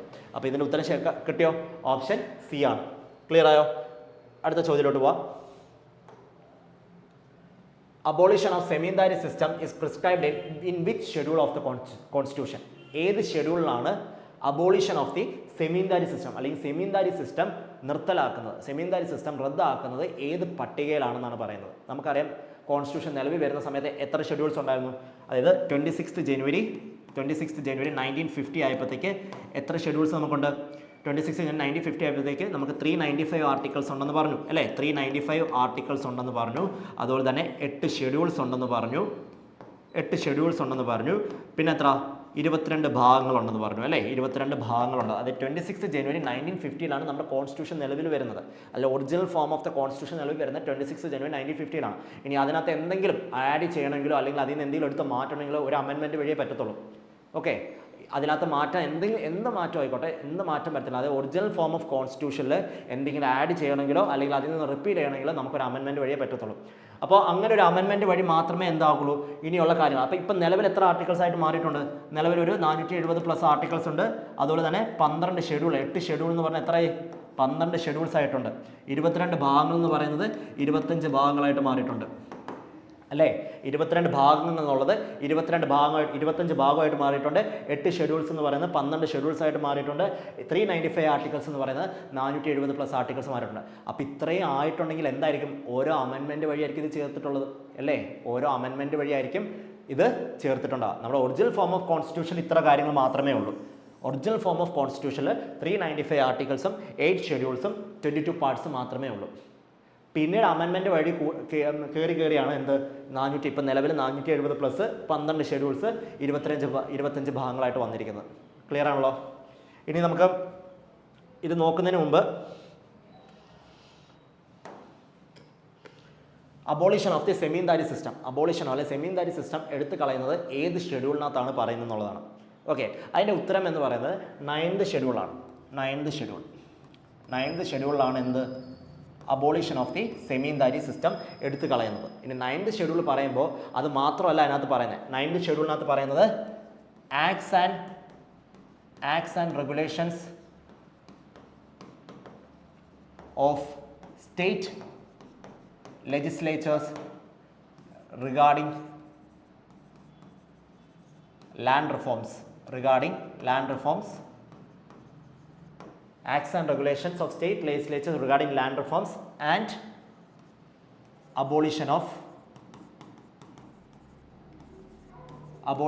semindari system, zamindari system. ഇതാണ് എന്ത് പറയുന്നത് 9th ഷെഡ്യൂളിനകത്ത് പറയുന്നത്. 9th ഷെഡ്യൂളിനകത്ത് പറയുന്നത് acts and regulations of state legislature regarding the land reforms and abolition of the zamindari system എന്നാണ് എടുത്ത് പറയുന്നത്. ഓക്കെ, അപ്പം നമുക്കറിയാം ലാൻഡ് റിഫോംസ് എന്ന് പറഞ്ഞാൽ എന്താ, ഭൂപരിഷ്കരണം. ഓക്കെ, ഭൂപരിഷ്കരണവുമായിട്ട് ബന്ധപ്പെട്ടുള്ള നിയമങ്ങൾ, ചട്ടങ്ങൾ ഇതൊക്കെ ഉണ്ടാക്കാൻ ആർക്ക് അധികാരം കൊടുക്കുന്നു? സ്റ്റേറ്റ് ലെജിസ്ലേച്ചറിന് ഉണ്ടാക്കുന്നു, സ്റ്റേറ്റ് ലെജിസ്ലേച്ചറിന് അധികാരം കൊടുക്കുന്നു. ക്ലിയർ ആയോ? അതായത് ലാൻഡ് റിഫോംസുമായിട്ട് ബന്ധപ്പെട്ടുള്ള നിയമങ്ങളും ചട്ടങ്ങളും സ്റ്റേറ്റ് ലെജിസ്ലേച്ചറിന് ഉണ്ടാക്കാമെന്നാണ് 9th ഷെഡ്യൂളിനകത്ത് പറയുന്നത്. അത് മാത്രമല്ല പറയുന്നത് സെമീൻദാരി സിസ്റ്റം റദ്ദാക്കുന്നതും 9th ഷെഡ്യൂളിനകത്താണ്.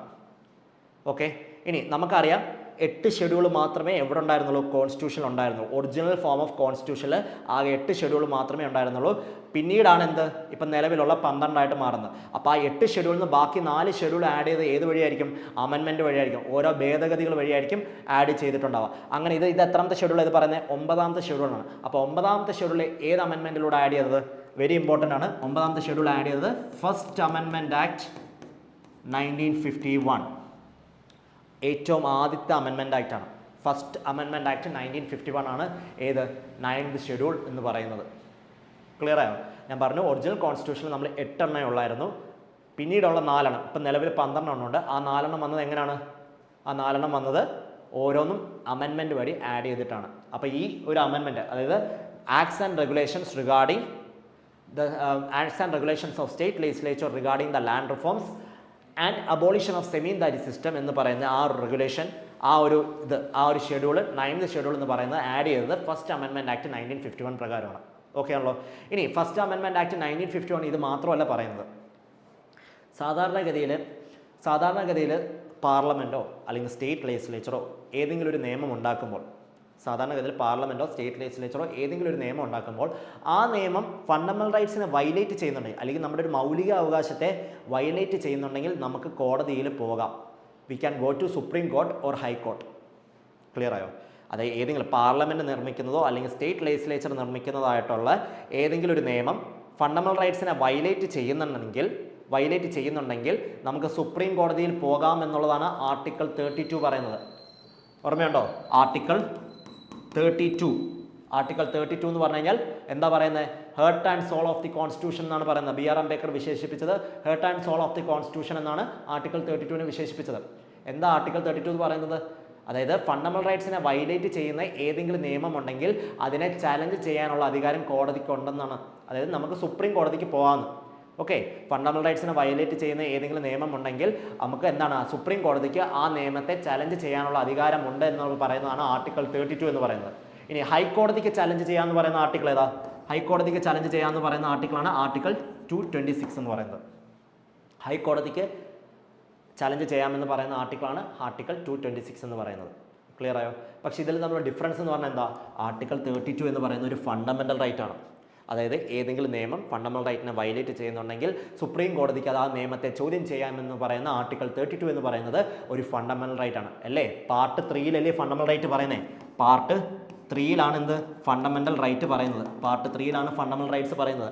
ആ പാർട്ട് 3 എത്ര ആർട്ടിക്കിൾ മുതൽ എത്ര ആർട്ടിക്കിൾ വരെ ഉണ്ട്? ആർട്ടിക്കിൾ 12 മുതൽ 35 വരെയാണ് ഫണ്ടമെൻ്റൽ റൈറ്റ്സ് ഡീൽ ചെയ്യുന്നത്. ആർട്ടിക്കിൾ 12 മുതൽ ആർട്ടിക്കിൾ 35 വരെയാണ് മൗലിക അവകാശങ്ങളെ പറ്റി പറയുന്നത്, സൂചിപ്പിക്കുന്നത്. അപ്പോൾ 32 ആണ് നമ്മൾ പറയുന്ന ആർട്ടിക്കിൾ. 32 എന്താ പറയുന്നത്? ഏതെങ്കിലും നിയമം ഫണ്ടമെൻ്റൽ റൈറ്റ്സിനെ വയലേറ്റ് അല്ലെങ്കിൽ മൗലിക അവകാശത്തെ വയലേറ്റ് ചെയ്യുന്നുണ്ടെങ്കിൽ ആ നിയമത്തെ സുപ്രീം കോടതിക്ക് ചോദ്യം ചെയ്യാമെന്ന് പറയുന്നതാണ് ആർട്ടിക്കിൾ 32 എന്ന് പറയുന്നത്. ക്ലിയർ ആയല്ലോ?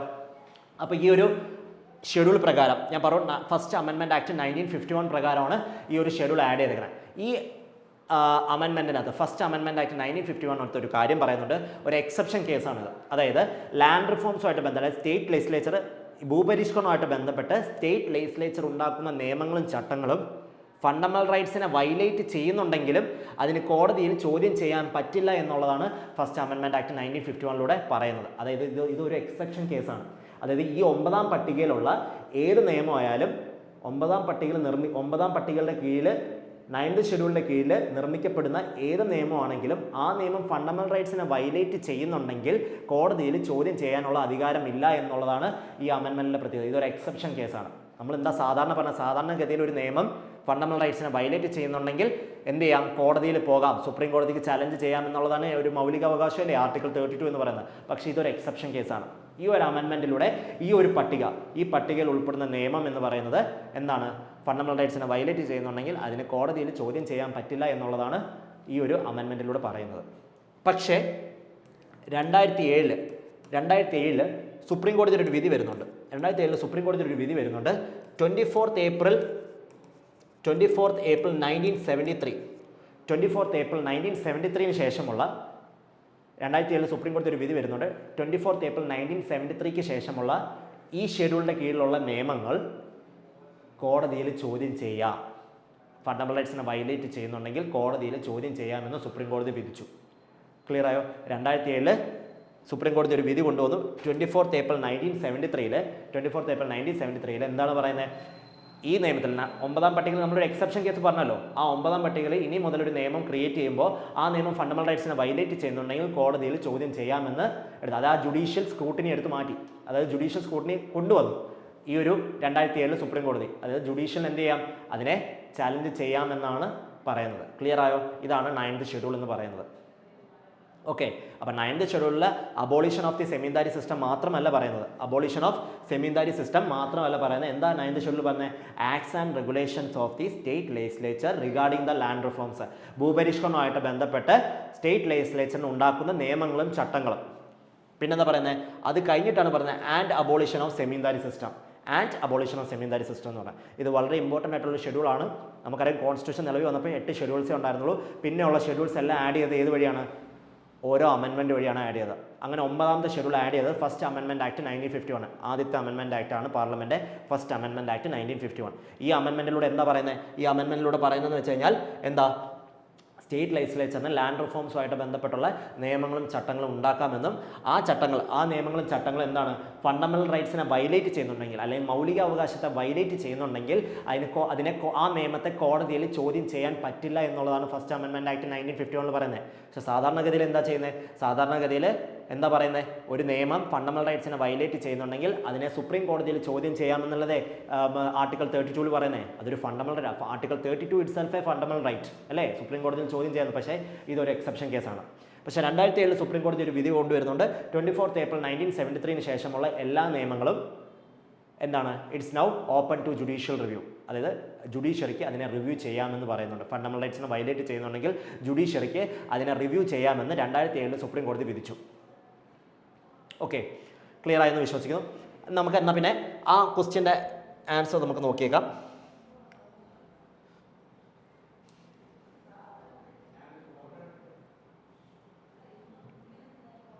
Okay, abolition of the സെമീന്ദാരി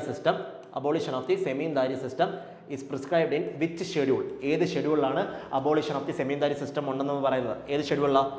option D 9th schedule. Clear ആയോ? അങ്ങനെ ഓപ്ഷൻ ഡി 9th ഷെഡ്യൂളിലാണ് സെമീന്ദാരി സിസ്റ്റം എടുത്തു കളയുന്നത്. സെമീന്ദാരി സിസ്റ്റത്തിൻ്റെ കാര്യം മാത്രമേ ഉള്ളൂ പറയുന്നത് അല്ല. ഏത് പറയുന്നത്? നമ്മൾ നേരത്തെ പറഞ്ഞായിരുന്നു acts and regulations of state legislature regarding land reforms. Okay അല്ലേ? റിഗാർഡിംഗ് ദ ലാൻഡ് റിഫോംസുമായിട്ട് ബന്ധപ്പെട്ടുള്ള സ്റ്റേറ്റ് ലെജിസ്ലേച്ചറിൻ്റെ നിയമങ്ങളും ചട്ടങ്ങളും ഏതിനകത്ത് പറയുന്നത്? 9th ഷെഡ്യൂളിനകത്താണ് പറയുന്നത്. ഓക്കെ ആണല്ലോ? നമുക്കൊന്ന് മുന്നോട്ട് പോവാം.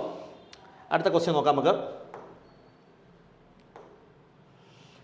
ബോഡോ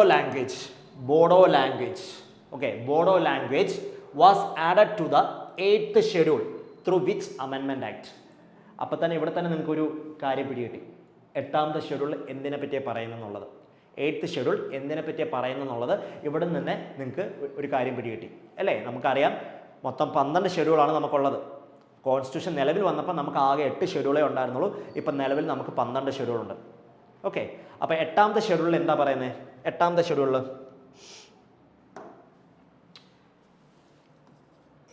എയ്ത്ത് ഷെഡ്യൂൾ, എട്ടാമത്തെ പട്ടികയിൽ എന്താ പറയുന്നത്? എയ്ത്ത് ഷെഡ്യൂളിൽ പറയുന്നത് ഒഫീഷ്യൽ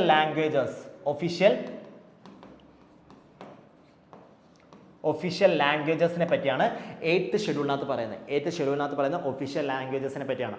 ഓക്കെ, അപ്പം നമുക്കറിയാം കോൺസ്റ്റിറ്റ്യൂഷൻ നിലവിൽ വന്നപ്പോൾ അല്ലെങ്കിൽ കോൺസ്റ്റിറ്റ്യൂഷൻ അഡോപ്റ്റ് ചെയ്തത് 26 ജനുവരി 1950 പ്യുവർ ആയിട്ടുള്ള കോൺസ്റ്റിറ്റ്യൂഷൻ നിലവിൽ വന്നപ്പോൾ എത്ര ലാംഗ്വേജസ് ഉണ്ടായിരുന്നു? നമുക്കാകെ 14 ലാംഗ്വേജസേ ഉണ്ടായിരുന്നുള്ളൂ. 14 ലാംഗ്വേജസ് മാത്രമേ നമുക്കുണ്ടായിരുന്നുള്ളൂ. ഓക്കെ, 14 ലാംഗ്വേജസ് മാത്രമേ നമുക്ക് കോൺസ്റ്റിറ്റ്യൂഷൻ നിലവിൽ വന്നപ്പോൾ നമുക്കുണ്ടായിരുന്നുള്ളൂ. ഓക്കെ, ഇപ്പം നിലവിൽ എത്ര ഉണ്ട്? ഇപ്പം നമുക്ക് 22 ഒഫീഷ്യൽ ലാംഗ്വേജസ് ഉണ്ട്. 14 ലാംഗ്വേജസ് മാത്രമേ നമുക്ക് കോൺസ്റ്റിറ്റ്യൂഷനിൽ നിലവിൽ വന്നപ്പോൾ ഉണ്ടായിരുന്നുള്ളൂ. ഇപ്പം നമുക്ക് എത്ര ഉണ്ട്? 22 ലാംഗ്വേജസ്. അതായത് എത്ര പ്ലസ് ആയി? +8. അതായത് 8 ലാംഗ്വേജസ് ആഡ് ചെയ്തു. ഓക്കെ അല്ലേ? 8 ലാംഗ്വേജസ് ആഡ് ചെയ്തു. അപ്പോൾ ഞാൻ നിങ്ങളോട് നേരത്തെ ഒരു കാര്യം പറഞ്ഞായിരുന്നു. ഒറിജിനൽ കോൺസ്റ്റിറ്റ്യൂഷൻ വന്നതിന് ശേഷം ആ ഒറിജിനൽ കോൺസ്റ്റിറ്റ്യൂഷൻ നമ്മൾ എന്ത് ആഡ് ചെയ്താലും അല്ലെങ്കിൽ അതിൽ നിന്ന് എന്ത് റിപ്പീൽ ചെയ്താലും എന്ത് എടുത്തു കളഞ്ഞാലും എന്താണ് അതിനകത്ത് ഒരു അമെൻമെൻറ്റ് വഴിയേ പറ്റുള്ളൂ അല്ലേ? അപ്പോൾ ഒറിജിനൽ കോൺസ്റ്റിറ്റ്യൂഷൻ എത്ര ലാംഗ്വേജസ് ആയിരുന്നു? 14 ലാംഗ്വേജസിലായിരുന്നു അല്ലേ? ആ 14 ലാംഗ്വേജിനൂടെ 8 എണ്ണം ആഡ് ചെയ്തു. അപ്പോൾ ആ 8 ലാംഗ്വേജസ് ആഡ് ചെയ്തത് എന്താണ്? എങ്ങനെയായിരിക്കും? ഓരോ അമെൻമെൻറ്റ് വഴിയായിരിക്കും. നമുക്ക് നോക്കാം ആ 8 ലാംഗ്വേജസ് ഏതൊക്കെയാണെന്നുള്ളത്. ഒന്നാമത്തെ language Sindhi language. Sindhi language add ചെയ്തത് ഏത് അമെൻമെൻറ്റിലൂടെയാണ്? സിന്ധി ലാംഗ്വേജ് ആഡ് ചെയ്തത് 21st amendment act 1967. 21st amendment act 1967 പ്രകാരമാണ് സിന്ധി എന്ന് പറയുന്ന ലാംഗ്വേജ് 8th ഷെഡ്യൂളിനകത്ത് ഒഫീഷ്യൽ ലാംഗ്വേജ് ആയിട്ട് ആഡ് ചെയ്തത്. ക്ലിയർ ആയോ? ഇപ്പോഴും ഒന്നും കൂടി പറയാം. നമ്മുടെ ഒറിജിനൽ കോൺസ്റ്റിറ്റ്യൂഷൻ നിലവിൽ വന്നപ്പോൾ ആകെ നമുക്കുണ്ടായിരുന്നത് എത്ര? 14 ഒഫീഷ്യൽ ലാംഗ്വേജസ് മാത്രമേ ഉണ്ടായിരുന്നുള്ളൂ 8th ഷെഡ്യൂളിനകത്ത്. അപ്പോൾ അതിനകത്ത് എന്തെങ്കിലും മാറ്റം വരുത്തണമെങ്കിൽ എന്ത് ചെയ്യണം? നമുക്ക് ആഡ് ചെയ്യണമെങ്കിലോ അല്ലെങ്കിൽ അതിൽ നിന്ന് എടുത്ത് കളയണമെങ്കിൽ നമുക്കൊരു അമെൻമെൻറ്റ് വഴിയേ പറ്റത്തുള്ളൂ. പക്ഷേ ഇപ്പോൾ നിലവിൽ എത്ര ഉണ്ട്? 22 ലാംഗ്വേജസ് ഉണ്ട്. അപ്പോൾ ആ 22 ആയത് എങ്ങനെയാണ്? +8 അല്ലേ? ആ 8 ലാംഗ്വേജും ഓരോ അമെൻമെൻറ്റ് വഴിയായിരിക്കും ആഡ് ചെയ്തത്. അതിനകത്ത് ഒന്നാമത്തെ ലാംഗ്വേജാണ് സിന്ധി എന്ന് പറയുന്ന ലാംഗ്വേജ്. ആഡ് ചെയ്തത് 21st constitution amendment act 1967. Okay ആണോ? 21st കോൺസ്റ്റിറ്റ്യൂഷൻ അമെൻമെൻറ്റ് ആക്ട് 1967 പ്രകാരമാണ് സിന്ധി എന്ന് പറയുന്ന ലാംഗ്വേജ് ആഡ് ചെയ്തത്. ഇനി രണ്ടാമത്തെ ലാംഗ്വേജ് നോക്കിയേ. രണ്ടാമത്തെ ലാംഗ്വേജ് കൊങ്കിണി ലാംഗ്വേജ്. ഏത് അമെൻമെൻറ്റ് വഴിയാണ്? കൊങ്കിണി ലാംഗ്വേജ് ആഡ് ചെയ്തത് ഏത് അമെൻമെൻറ്റ് വഴിയാണ്? 71st constitution amendment act 1992. 71st constitution amendment act 1992 പ്രകാരമാണ് എന്ത്? കൊങ്കിണി എന്ന് പറയുന്ന ലാംഗ്വേജ് ആഡ് ചെയ്തത്. 71st constitution amendment act 1992. Clear ആയല്ലോ? കൊങ്കിണി എന്ന് പറയുന്ന ലാംഗ്വേജ് 8th ഷെഡ്യൂളിലോട്ട് ആഡ് ചെയ്തത് 71st കോൺസ്റ്റിറ്റ്യൂഷൻ അമെൻമെൻറ്റ് ആക്ട് 1992. ഇനി മൂന്നാമത്തെ ലാംഗ്വേജ് നോക്കാം. മണിപ്പൂരി എന്ന് പറയുന്ന ലാംഗ്വേജ് ഒഫീഷ്യൽ ലാംഗ്വേജ് ആക്കിയത് ഏത് അമെൻമെൻറ്റിലൂടെ? അതും എന്താണ്? 71st constitution amendment act 1992. Okay, Manipuri എന്ന് പറയുന്ന ലാംഗ്വേജ് ആഡ് ചെയ്തത് ഏതിനകത്താണ്? 71st constitution amendment act 1992. Clear ആയോ? അടുത്ത നാലാമത്തെ ലാംഗ്വേജ് നമുക്ക് നോക്കാം. നേപ്പാളി എന്ന് പറയുന്ന ലാംഗ്വേജ് ആഡ് ചെയ്തത് ഏതിനകത്താണ്? 71st constitution amendment act 1992. അപ്പം നിങ്ങൾക്ക് പഠിക്കാൻ എളുപ്പമായി. ഈ 3 ലാംഗ്വേജ് ആഡ് ചെയ്ത് ഒറ്റ ഒരു അമെൻമെൻറ്റിലൂടെ ഏതാ? 71st കോൺസ്റ്റിറ്റ്യൂഷൻ അമെൻമെൻറ്റ് ആക്ട് 1992 എന്നാണ്. കൊങ്കിണി, മണിപ്പൂരി, നേപ്പാളി എന്ന് പറയുന്ന ലാംഗ്വേജ് ആഡ് ചെയ്തത് 71st constitution amendment act 1992. Clear ആയല്ലോ? ഇപ്പം നമ്മൾ 2 അമെൻമെൻറ്റ് പഠിച്ചു. 21st കോൺസ്റ്റിറ്റ്യൂഷൻ അമെൻമെൻറ്റ് ആക്ട് 1967 എന്താ പറയുന്നത്? സിന്ധി എന്ന് പറയുന്ന ലാംഗ്വേജ് 8th ഷെഡ്യൂളിനകത്തോട്ട് ഒഫീഷ്യൽ ലാംഗ്വേജിലോട്ട് ആഡ് ചെയ്തു. ബാക്കി പറയുന്ന കൊങ്കിണി, മണിപ്പൂരി, നേപ്പാളി എന്ന് പറയുന്ന ലാംഗ്വേജ് 8th ഷെഡ്യൂൾ ആഡ് ചെയ്തത് 71st കോൺസ്റ്റിറ്റ്യൂഷൻ അമെൻമെൻറ്റ് ആക്ട് 1992 പ്രകാരം. ഓക്കെ ആണല്ലോ? ഇനി നമുക്ക് എത്ര എണ്ണം കൂടെ ഉണ്ട്? 4 എണ്ണം കൂടെ ഉണ്ട്. 8 ലാംഗ്വേജ് ആണ് ആഡ് ചെയ്തത്. ഇനി 4 ലാംഗ്വേജ് ഉണ്ട്. ഇനി അഞ്ചാമത്തെ ലാംഗ്വേജ് എന്ന് പറയുന്നത് ബോഡോ ലാംഗ്വേജ്. ആസാമിൻ്റെ ലാംഗ്വേജ് ആണ് ബോഡോ ലാംഗ്വേജ് ആഡ് ചെയ്ത ഏത് അമെൻമെൻറ്റ് വഴിയാണ്? 92nd amendment act 2003. 92nd amendment act 2003 പ്രകാരമാണ് ബോഡോ ലാംഗ്വേജ് ആഡ് ചെയ്തത്. ഓക്കെ, ബോഡോ ലാംഗ്വേജ് ആഡ് ചെയ്തത് 92nd കോൺസ്റ്റിറ്റ്യൂഷൻ അമെൻമെൻറ്റ് ആക്ട് 2003 പ്രകാരമാണെന്ന് മനസ്സിലാക്കുക. ഇനി അടുത്ത ലാംഗ്വേജ് ആറാമത്തെ ബോഡോ. സന്താലി ലാംഗ്വേജ് ആഡ് ചെയ്ത് 92nd constitution amendment act 2003. Santali language add ചെയ്ത് 92nd constitution amendment act 2003. Okay അല്ലേ? ഏഴാമത്തെ ലാംഗ്വേജ് നോക്കാം. 7th ലാംഗ്വേജ് ദോംഗ്രി ലാംഗ്വേജ് ആഡ് ചെയ്തതും ഏതാണ്? 92nd constitutional amendment act 2003. Dongri language add ചെയ്തും 92nd കോൺസ്റ്റിറ്റ്യൂഷണൽ അമെൻമെൻറ്റ് ആക്ട് 2003 പ്രകാരമാണ്. അതുപോലെ തന്നെ ലാസ്റ്റ് നമ്മുടെ 8ാമത്തെ ലാംഗ്വേജ് മൈഥിലി എന്ന് പറയുന്ന ലാംഗ്വേജും ആഡ് ചെയ്ത ഏത് വഴിയാണ്? 92nd amendment act 2003. ക്ലിയർ ആയോ? ഓക്കെ ആണോ? അതായത് 8 ഷെഡ്യൂളിൻ്റെ കാര്യം പറഞ്ഞു നമ്മൾ. 8th ഷെഡ്യൂളിൻ്റെ കാര്യമാണ് നമ്മൾ പറഞ്ഞത് ഒഫീഷ്യൽ ലാംഗ്വേജസ് അല്ലേ? ഒഫീഷ്യൽ ലാംഗ്വേജസിൻ്റെ കാര്യം പറഞ്ഞത്. ആ ഒഫീഷ്യൽ ലാംഗ്വേജ് കോൺസ്റ്റിറ്റ്യൂഷൻ നിലവിൽ വന്നപ്പോൾ നമുക്ക് എത്ര ലാംഗ്വേജസ് ഉണ്ടായിരുന്നുള്ളൂ? 14 ലാംഗ്വേജസ് മാത്രമേ ഉണ്ടായിരുന്നുള്ളൂ. ഒഫീഷ്യൽ ലാംഗ്വേജ് നിലവിൽ വന്നപ്പോൾ നമുക്ക് 14 ലാംഗ്വേജസ് മാത്രമേ നമുക്ക് ഉണ്ടായിരുന്നുള്ളൂ. അത് പിന്നീട് എത്രയായി മാറി? ഇപ്പം നിലവിൽ 22 ലാംഗ്വേജസ് ആയിട്ട് മാറി, അതായത് +8. അപ്പോൾ ഒറിജിനൽ കോൺസ്റ്റിറ്റ്യൂഷൻ നമുക്ക് എന്തെങ്കിലും മാറ്റം വരുത്തുന്ന ഒരു അമെൻമെൻറ്റ് വഴിയേ പറ്റത്തുള്ളൂ. അപ്പോൾ 8 ലാംഗ്വേജ് ആഡ് ചെയ്ത് ഏത് വഴിയായിരിക്കും? ഒരു അമെൻമെൻറ്റ് വഴിയായിരിക്കും. നമ്മളിപ്പോൾ ആകെ 3 അമെൻമെൻറ്റ് മാത്രമേ പഠിച്ചിട്ടുള്ളൂ. 21st constitutional amendment act 1967, 92nd constitutional amendment act 2003, 71st constitutional amendment act 1992. ഈ 3 അമെൻമെൻറ്റ് നിങ്ങൾ പഠിച്ചു വെച്ചാൽ അത് ഏത് ഭാഷയാണെന്നുള്ളത് അറിഞ്ഞു വെക്കണം. ഓക്കെ, ആകെ 3 അമെൻമെൻറ്റേ ഉള്ളൂ. ആ അമെൻമെൻറ്റിൽ ഏതൊക്കെ ഭാഷ വരുന്നുണ്ടെന്ന് അറിഞ്ഞിരിക്കുക. 21st കോൺസ്റ്റിറ്റ്യൂഷണൽ അമെൻമെൻറ്റ് ആക്ട് പ്രകാരം സിന്ധി എന്ന് പറയുന്ന ലാംഗ്വേജ് ആഡ് ചെയ്തു അല്ലേ? 21st കോൺസ്റ്റിറ്റ്യൂഷൻ അമെൻമെൻറ്റ് ആക്ട് 1967 പ്രകാരം സിന്ധി എന്ന് പറയുന്ന ലാംഗ്വേജ് ആഡ് ചെയ്തു. 71st കോൺസ്റ്റിറ്റ്യൂഷൻ അമെൻമെൻറ്റ് ആക്ട് 1992 പ്രകാരം എത്ര ലാംഗ്വേജ് ആഡ് ചെയ്തു? മണിപ്പൂരി, കൊങ്കിണി, നേപ്പാളി അല്ലേ? കൊങ്കിണി, മണിപ്പൂരി, നേപ്പാളി എന്ന് പറയുന്ന language 71st constitution amendment act 1992 പ്രകാരമാണ് ആഡ് ചെയ്തതെന്ന് മനസ്സിലാക്കുക. അത് കഴിഞ്ഞിട്ട് പിന്നെ എന്താ? 92nd കോൺസ്റ്റിറ്റ്യൂഷൻ അമെൻമെൻറ്റ് ആക്ട് 2003 അല്ലേ? ഏതൊക്കെ ലാംഗ്വേജ് ഉണ്ട്? ബോഡോ, ദോംഗ്രി, മൈഥിലി, സന്താലി. ക്ലിയർ ആയോ? ബോഡോ, ദോംഗ്രി, മൈഥിലി, സന്താലി എന്ന് പറയുന്ന ലാംഗ്വേജ് ആഡ് ചെയ്ത് 92nd കോൺസ്റ്റിറ്റ്യൂഷൻ അമെൻമെൻറ്റ് ആക്ട് 2003 പ്രകാരമാണ്. ഓക്കെ ആണല്ലോ? ഇനി ഒരു കാര്യം കൂടി പറയാനുണ്ട്. ഒറിയ ലാംഗ്വേജ്, ഒറിയ എന്ന് പറയുന്ന ലാംഗ്വേജ് ഒറീസയുടെ എന്തായിരുന്നു? ഒഫീഷ്യൽ ലാംഗ്വേജ് ആണ്. ഒറീസയുടെ ഒഫീഷ്യൽ ലാംഗ്വേജ് ആണ് ഒറിയ എന്ന് പറയുന്നത്. ഈ ഒറിയ എന്ന് പറയുന്നത് ഇപ്പോൾ എന്തായിട്ട് മാറി? ഒഡിയയായിട്ട് മാറി. ഒറിയ എന്ന് പറയുന്ന ലാംഗ്വേജിനെ ഒഡിയയായിട്ട് റീനെയിം ചെയ്തു. ആ R മാറി D ആയി. ആ സ്പെല്ലിംഗ് മാറിയതേ ഉള്ളൂ. R മാറിയിട്ട് D ആയിട്ട് മാറ്റി. അത് ഏത് അമെൻമെൻറ്റിലൂടെയാണ്? അത് 96th amendment act 2011. 96th amendment act 2011 പ്രകാരമാണ് ഒറിയ എന്ന് പറയുന്ന ഭാഷ ഒഡിയാക്കി മാറ്റിയത്. ആ R മാറി D മാറ്റിയത് എങ്ങനെയാണ്? 96th കോൺസ്റ്റിറ്റ്യൂഷൻ അമെൻമെൻറ്റ് ആക്ട് 2011 പ്രകാരം. അപ്പോൾ ക്ലിയർ ആയോ? നമ്മളിപ്പോൾ മൊത്തം എത്ര അമെൻമെൻറ്റ്സ് പഠിച്ചു? 42nd കോൺസ്റ്റിറ്റ്യൂഷൻ അമെൻമെൻറ്റ് ആക്ട് 1976 പഠിച്ചു. ഏതായിരുന്നു നമ്മൾ പറഞ്ഞത്? നമ്മൾ നേരത്തെ പറഞ്ഞില്ലേ പ്രിയാമ്പിൾ എന്ന് പറയുന്നത്? ആ 42nd കോൺസ്റ്റിറ്റ്യൂഷൻ അമെൻമെൻറ്റ് ആക്ട് 1976, അതായത് 3 വാക്കുകൾ കൂട്ടിച്ചേർത്തു. ഏതൊക്കെയാണ്? Socialist, secular, integrity. ആ ഒരു അമെൻമെൻറ്റ് പഠിച്ചു. രണ്ടാമത് പഠിച്ച അമെൻമെൻറ്റ്സ് ആണ് എന്ത്? ഈ പറയുന്ന കാര്യങ്ങൾ. ഏതൊക്കെയാണ്? ഒന്നാമത്തെ 21st കോൺസ്റ്റിറ്റ്യൂഷൻ അമെൻമെൻറ്റ് ആക്ട് 1967, അടുത്ത അമെൻമെൻറ്റ് എന്ന് പറയുന്നത് 71st constitution amendment act 1992, 92nd constitution amendment act 2003, അവസാനത്തെ 96th constitution amendment act 2011. Clear ആയോ? ഓക്കെ അല്ലേ? ഇതാണ് 8th ഷെഡ്യൂൾ എന്ന് പറയുന്നത്. 8th ഷെഡ്യൂൾ എന്ന് പറഞ്ഞാൽ ഒഫീഷ്യൽ ലാംഗ്വേജസ്. നമുക്ക് ക്വസ്റ്റ്യനിലോട്ട് പോവാം.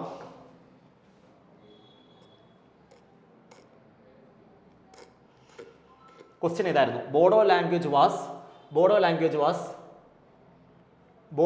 Was added to the 8th schedule. ഏതിലായിരുന്നു? Bodo language was added to the 8th schedule through which amendment act? ഏത് അമെൻമെൻറ്റ് ആക്ട് പ്രകാരമാണ് ബോഡോ ലാംഗ്വേജ് ആഡ് ചെയ്തതെന്നുള്ളതാണ്. ഏത് അമെൻമെൻറ്റ് ആക്ട് വഴിയാണ്, അല്ലെങ്കിൽ ഏത് അമെൻമെൻറ്റ് ആക്ട് വഴിയാണ് ബോഡോ ലാംഗ്വേജ് എന്ന് പറയുന്നത് 8ാമത്തെ പട്ടികയിലോട്ട് ആഡ് ചെയ്തതെന്നാണ് ചോദ്യം. ഏതായിരിക്കും? നിങ്ങൾ പറ, ഏതായിരിക്കും ബോഡോ ലാംഗ്വേജ് ആഡ് ചെയ്തത്? ഏതാ? 92nd കോൺസ്റ്റിറ്റ്യൂഷണൽ അമെൻമെൻറ്റ് ആക്ട് 2003 അല്ലേ? 92nd കോൺസ്റ്റിറ്റ്യൂഷണൽ അമെൻമെൻറ്റ് ആക്ട് 2003 പ്രകാരമാണ് എന്ത് ആഡ് ചെയ്തത്? ബോഡോ ലാംഗ്വേജ് ആഡ് ചെയ്തത്. നമ്മൾ പഠിച്ചതല്ലേ 3 amendment? 21st, 71st, 92nd, 96th. ആ 3 അമെൻമെൻറ്റും വർഷവും ഓർത്തിരിക്കാം. Okay, 92nd constitutional amendment act Bodo language add ചെയ്തത്. ഇത് പ്രീവിയസ് ഇയർ ക്വസ്റ്റ്യൻ ആണ്. ഓക്കെ, ക്ലിയർ ആയെന്ന് വിശ്വസിക്കുന്നു. അടുത്തതിലോട്ട് പോകാം നമുക്ക്.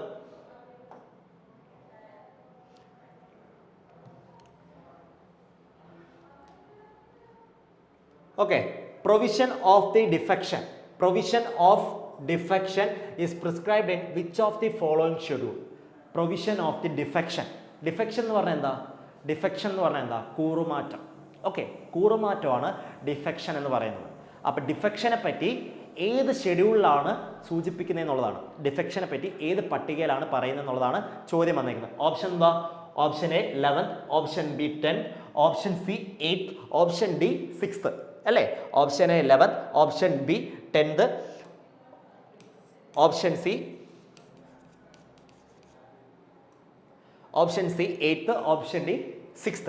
അപ്പോൾ ഇതിൽ ഏത് ഷെഡ്യൂളിനകത്താണ് കൂറുമാറ്റത്തെ പറ്റി സൂചിപ്പിക്കും. എന്താ ഒരു കൂറുമാറ്റം എന്ന് പറഞ്ഞു കഴിഞ്ഞാൽ അത് ശരിയാ, ഒരു പാർട്ടിയിൽ നിന്ന് നമ്മൾ മറ്റൊരു പാർട്ടിയിൽ ചാടുന്നതാണ്. ഒരു പാർട്ടിയിൽ നിന്ന് നേരെ മറ്റൊരു പാർട്ടിയിലോട്ട് മറുകണ്ണം ചാടുന്നത് അല്ലേ. മറുകണ്ണം ചാടുമ്പോൾ എന്താണ്, അതിനെയാണ് കൂറുമാറ്റം എന്ന് പറഞ്ഞാൽ. കൂറുമാറുക, അതാണ് കൂറുമാറ്റം. ഡിഫെക്ഷൻ, അതിൻ്റെ ഇംഗ്ലീഷ് വാക്കാണ് ഡിഫെക്ഷൻ എന്ന് പറയുന്നത്. ഓക്കെ, അപ്പോൾ ഡിഫെക്ഷനെ പറ്റി സൂചിപ്പിക്കുന്നത് ഏത് ഷെഡ്യൂളിനകത്താണെന്നുള്ളതാണ്.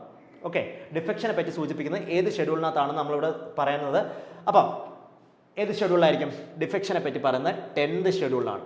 10th ഷെഡ്യൂളിലാണ് എന്ത് ഡിഫെക്ഷനെ പറ്റി പറയുന്നത്. ഓപ്ഷൻ ബി 10th ഷെഡ്യൂളിലാണ് എന്ത് പറ്റി പറയുന്നത്? ഡിഫെക്ഷനെ പറ്റി പറയുന്നത്. ഇനി എന്താണ് 10th ഷെഡ്യൂളിനകത്ത് പറയുന്നത്? 10ാമത്തെ പട്ടിക. നമുക്ക് പറഞ്ഞു കോൺസ്റ്റിറ്റ്യൂഷനിൽ ആകെ 8 ഷെഡ്യൂൾ മാത്രമേ ഉണ്ടായിരുന്നുള്ളൂ. ബാക്കി എല്ലാ ഷെഡ്യൂൾസും ഇപ്പം നിലവിൽ 12 ഷെഡ്യൂൾസ് ഉണ്ട്. ആ എല്ലാ ഷെഡ്യൂൾസും ബാക്കിയുള്ള എത്ര 8, 4, 12. അപ്പോൾ ആ 4 ഷെഡ്യൂൾസും എന്ത് വഴിയാണ്? ഓരോ അമെൻമെൻറ്റ് വഴിയാണ് ആഡ് ചെയ്തത്. അപ്പോൾ ഈ 10ാമത്തെ ഷെഡ്യൂൾ എന്താണ്? ഒരു അമെൻമെൻറ്റ് വഴിയായിരിക്കും ആഡ് ചെയ്തത് അല്ലേ. അപ്പോൾ എന്താണ് 10ാമത്തെ ഷെഡ്യൂളിനകത്ത് പറയുന്നത്? ഒരു 10ാമത്തെ ഷെഡ്യൂളിനകത്ത് എന്താ പറയുന്നത്? ഡിഫെക്ഷനെ പറ്റിയാണ് പറയുന്നത്. പക്ഷേ 10ാമത്തെ ഷെഡ്യൂളിന് അതല്ല പറയുന്നത്. ഡിസ്ക്വാളിഫിക്കേഷൻ ഓഫ് മെമ്പേഴ്സിനെ ഡിസ്ക്വാളിഫൈ ചെയ്യുക, മെമ്പേഴ്സിനെ പുറത്താക്കുക. ഓക്കെ, മെമ്പേഴ്സിനെ ഡിസ്ക്വാളിഫൈ ചെയ്യുക. Disqualification of the members on the ground of defection. കൂറുമാറിയതിൻ്റെ പേരിൽ മെമ്പേഴ്സിനെ ഡിസ്ക്വാളിഫൈ ചെയ്യുക. അതാണ് 10th ഷെഡ്യൂളിനകത്ത് പറയുന്നത്. ക്ലിയർ ആയോ? അതായത് 10th ഷെഡ്യൂൾ പറയുന്നത് കൂറുമാറിയതിൻ്റെ പേരിൽ പാർട്ടി മെമ്പേഴ്സ് അല്ലെങ്കിൽ പൊളിറ്റിക്കൽ മെമ്പേഴ്സിനെ അല്ലെങ്കിൽ മെമ്പേഴ്സ് ഓഫ് പാർലമെൻറ്റ് എന്താണ് അവരെ ഡിസ്ക്വാളിഫൈ ചെയ്യുക. അതാണ് ഡിഫെക്ഷൻ. അതാണ് 10th ഷെഡ്യൂൾ എന്ന് പറയുന്നത്. ക്ലിയർ ആയോ? അപ്പോൾ 10th ഷെഡ്യൂളിൽ ഏത് അമെൻമെൻറ്റ് വഴിയാണ് ആഡ് ചെയ്തത്? 10th ഷെഡ്യൂൾ ആഡ് ചെയ്തത് 52nd amendment act 1985. 52nd amendment act 1985 പ്രകാരമാണ് ഡിഫെക്ഷൻ എന്ന് പറയുന്നത് ആ ഒരു 10ാമത്തെ ഷെഡ്യൂൾ ആഡ് ചെയ്തത്. ഓക്കെ, ഷെഡ്യൂൾസിലേക്ക് ആ 10ാമത്തെ ഷെഡ്യൂൾ ആഡ് ചെയ്തത് 52nd കോൺസ്റ്റിറ്റ്യൂഷൻ അമെൻമെൻറ്റ് ആക്ട് 1985 പ്രകാരമാണ്. എന്താണ് 10th ഷെഡ്യൂൾ പറയുന്നത്? Disqualification of members on the ground of defection അല്ലേ. മെമ്പേഴ്സിനെ ഡിസ്ക്വാളിഫൈ ചെയ്യുക എന്തിൻ്റെ അടിസ്ഥാനത്തിൽ? കൂറുമാറിയതിൻ്റെ അടിസ്ഥാനത്തിൽ അല്ലേ. ആ അടിസ്ഥാനത്തിൽ അവരെ ഡിസ്ക്വാളിഫൈ ചെയ്യുക എന്നുള്ളതാണ് 10th ഷെഡ്യൂളിനകത്ത് പറയുന്നത്. മനസ്സിലാക്കുക. അത് ഏത് അമെൻമെൻറ്റാണ്? 52nd കോൺസ്റ്റിറ്റ്യൂഷൻ അമെൻമെൻറ്റ് ആക്ട് 1985 പ്രകാരം. ഓക്കെ ആണല്ലോ. അപ്പോൾ ഈ അമെൻമെൻറ്റ് പ്രകാരം ആണ് ഒരാളെ ഡിസ്ക്വാളിഫൈ ചെയ്യുന്നത്, ഇത് കൂറുമാറിയത്. ഇനി എന്താണ്, എങ്ങനെയൊക്കെ കൂറുമാറ്റം പറയാം? പല രീതിയിലും കൂറുമാറ്റം പറയാം. അതിൽ ഒരു പാർട്ടിയിൽ നിന്ന് വിജയിച്ച് കയറിയിട്ട് മറ്റൊരു പാർട്ടിയിൽ പാർലമെൻറ്റിൽ ചെന്നിട്ട് ജോയിൻ ചെയ്ത് കഴിഞ്ഞാൽ എന്താണ്? അത് കൂറുമാറ്റമാവും അല്ലേ. ഒരു പാർട്ടിയിൽ നിന്ന് വിജയിച്ച് കയറിയിട്ട് മറ്റൊരു പാർട്ടിയിൽ ജോയിൻ ചെയ്താൽ അത് കൂറുമാറ്റമാണ്. അങ്ങനെ അയാളെ ഡിസ്ക്വാളിഫൈ ചെയ്യാം. രണ്ടാമത് വേറെയുണ്ട്, സ്വതന്ത്രമായിട്ട് മത്സരിച്ച് ജയിച്ച് കയറിയിട്ട് വേറൊരു പാർട്ടിയിൽ ജോയിൻ ചെയ്താലും അതും കൂറുമാറ്റമാണ്. ഓക്കെ, സ്വതന്ത്രമായിട്ട് മത്സരിച്ച് ജയിച്ച് കയറി വേറൊരു പാർട്ടിയിൽ ജോയിൻ ചെയ്താലും അതിനെയും കൂറുമാറ്റം എന്ന് പറയും. മൂന്നാമത്തെ രീതിയിലുണ്ട്, പാർട്ടി പറയുന്നതിനെതിരായിട്ട് വോട്ട് ചെയ്താലും അതും കൂറുമാറ്റമാണ്. അപ്പോഴും അയാളെ ഡിസ്ക്വാളിഫൈ ചെയ്യാം. വേറൊരു രീതിയുണ്ട്, രാജ്യസഭ നോമിനേഷൻ ഉള്ളതായിട്ട് അറിയാലോ. 12 പേരെ രാജ്യസഭയിൽ നോമിനേഷൻ ഉണ്ട് അല്ലേ. ആരാ നോമിനേറ്റ് ചെയ്യുന്നത്? പ്രസിഡന്റാണ് നോമിനേറ്റ് ചെയ്യുന്നത്. Arts, science, literature, social service എന്ന ഫീൽഡിൽ നിന്ന് ഒരു 12 പേരെ നോമിനേറ്റ് ചെയ്യും. ഈ 12 പേരെ നോമിനേഷൻ വഴി കയറുന്ന ആൾക്കാരുണ്ടല്ലോ, ഈ നോമിനേഷൻ വഴി കയറുന്ന ആൾക്കാർ 6 മാസത്തിന് ശേഷമാണ് ഒരു പാർട്ടിയിൽ ജോയിൻ ചെയ്യുന്നതെങ്കിൽ അതും കൂറുമാറ്റമാണ്. അവർക്ക് ജോയിൻ ചെയ്യണമെങ്കിൽ 6 മാസത്തിനുള്ളിൽ ജോയിൻ ചെയ്യണം. ക്ലിയർ ആയോ? ഇങ്ങനെയൊക്കെയാണ് കൂറുമാറുന്നത്. ഓക്കെ, നമ്മൾ പറഞ്ഞു ഒരു പാർട്ടിയിൽ നിന്ന് വിജയിച്ച് കയറി മറ്റൊരു പാർട്ടിയിൽ ജോയിൻ ചെയ്താലും അതും കൂറുമാറ്റമാണ്. രണ്ടാമത്തെ കേസ് എന്താണ്? സ്വതന്ത്രമായിട്ട് മത്സരിച്ച് ജയിച്ച് കയറി വേറൊരു പാർട്ടി ജോയിൻ ചെയ്താലും അതും കൂറുമാറ്റമാണ്. ഇനി നമ്മുടെ ഇതുപോലെ അവർ പറയുന്നത് ഇലക്ഷൻ ചീഫ് പറയുന്ന അവർ പറയുന്നതിനെതിരായിട്ട് വോട്ട് ചെയ്താലും അത് കൂറുമാറ്റമാണ്. ഇനി രാജ്യസഭ നോമിനേഷൻ വഴി കയറുന്ന 12 പേര് അവരെന്താണ് 6 മാസത്തിന് ശേഷമാണ് ഒരു പാർട്ടി ജോയിൻ ചെയ്യുന്നത്, അതും കൂറുമാറ്റമാണ്. അപ്പോഴൊക്കെ അവരെ ഡിസ്ക്വാളിഫൈ ചെയ്യാം. അത് ഏത് ഷെഡ്യൂളിനകത്താണ് പറയുന്നത്? 10th ഷെഡ്യൂളിനകത്താണ് പറയുന്നത്. ഇനി 10th ഷെഡ്യൂൾ ഏത് അമെൻമെൻറ്റ് വഴിയാണ് ആഡ് ചെയ്തത്? 52nd കോൺസ്റ്റിറ്റ്യൂഷൻ അമെൻമെൻറ്റ് ആക്ട് 1985 പ്രകാരമാണ്. Okay, 52nd constitution amendment act 1985 പ്രകാരമാണ് 10th ഷെഡ്യൂൾ ആഡ് ചെയ്തതെന്ന് മനസ്സിലാക്കുക. ഓക്കെ ആണോ? ഓക്കെ അല്ലേ? ഓക്കെ, ക്ലിയർ ആയല്ലോ. അപ്പോൾ ഈ 52nd കോൺസ്റ്റിറ്റ്യൂഷൻ അമെൻമെൻറ്റ് ആക്ട് 1985 വേറൊരു പേരുണ്ട്, ആൻറ്റി ഡിഫെക്ഷൻ ലോ എന്ന് പറയുന്നത്. ആൻറ്റി ഡിഫെക്ഷൻ ലോ എന്ന് പറയുന്ന പേരും കൂടി ഇതിലുണ്ടെന്ന് മനസ്സിലാക്കാം. ക്ലിയർ ആയല്ലോ? 10ാമത്തെ ഷെഡ്യൂൾ ക്ലിയർ ആണോ? കൂറുമാറിയതിൻ്റെ പേരിൽ ഒരു മെമ്പറിനെ ഡിസ്ക്വാളിഫൈ ചെയ്യുന്നതിനെ പറ്റി പറയുന്നതാണ് 10ാമത്തെ ഷെഡ്യൂളിനകത്ത് പറയുന്നത്. അടുത്ത ക്വസ്റ്റ്യൻ നോക്കാം. ഇതിൻ്റെ ഉത്തരം കിട്ടിയല്ലോ. ഓപ്ഷൻ ബി ആണ് 10th ഷെഡ്യൂൾ എന്ന് പറയുന്നത്. അടുത്ത ക്വസ്റ്റ്യനിലോട്ട് പോകാം നമുക്ക്. the correct nomenclature of the India according to the preamble is correct arrangement ആണ് ചോദിച്ചിരിക്കുന്നത്. correct nomenclature of India according to the preamble is. ഇത് നേരത്തെ SSCക്ക് ചോദിച്ച ചോദ്യമാണ്. ഞാൻ അതുകൊണ്ടാണ് നിങ്ങളത് പ്രിയാമ്പിൾ കാണാതെ പഠിക്കണമെന്ന് പറയുന്നത്. ഓക്കെ, പ്രിയാമ്പിളിനകത്ത് നമുക്ക് ആ അറേഞ്ച്മെൻറ്റ് മാറ്റാൻ ഒരു അധികാരവും നമുക്കില്ല. അതുപോലെ പഠിച്ചു വയ്ക്കാം. അതുകൊണ്ട് അതുപോലെ തന്നെ അവരെടുത്ത് ചോദിച്ചിട്ടുണ്ട്. അപ്പം നമ്മളത് ജസ്റ്റ് ഒരു നമുക്ക് അറിയാം അതിനകത്ത് വാക്കുകൾ ഏതാണെന്നൊക്കെ അറിയാം, പക്ഷേ അതിൻ്റെ കറക്റ്റ് അറേഞ്ച്മെൻറ്റ് അറിയത്തില്ല ഈ ക്വസ്റ്റ്യൻ ഉത്തരം നമുക്ക് ചെയ്യാൻ പറ്റത്തില്ല. അപ്പോൾ ഞാൻ നേരത്തെ പ്രിയാമ്പിളിൻ്റെ കാര്യം പറഞ്ഞു. We the people of India have solemnly resolve to constitute India into a sovereign socialist secular democratic republic. അത് ഏത് ഓപ്ഷനകത്ത് വരുന്നത് നോക്കി, താണ്ടേ ഓപ്ഷൻ സി നോക്കിയെന്ന്. ഓപ്ഷൻ നോക്കിയേ, sovereign socialist secular democratic republic. ഇതാണ് കറക്റ്റ് ഓർഡർ എന്ന് പറയുന്നത്. അപ്പോൾ ഇതിൻ്റെ ഉത്തരം എന്ന് പറഞ്ഞാൽ ഓപ്ഷൻ സി ആണ്. നമ്മൾ നേരത്തെ ഡിസ്കസ് ചെയ്തതാണ്. ക്ലിയർ ആയല്ലോ? അപ്പോൾ പ്രിയാമ്പിൾ എല്ലാവരും കാണാതെ പഠിച്ച് വെക്കുക, അത്യാവശ്യമാണ്. ഇങ്ങനെ ചോദിക്കും അവർ. ഓക്കെ, ആ കറക്റ്റ് അറേഞ്ച്മെൻറ്റ് ഇങ്ങനെ അവർ ചോദിക്കും ചോദ്യങ്ങൾ. ഓക്കെ, അടുത്ത ക്വസ്റ്റ്യനോട് നമുക്ക് പോവാം.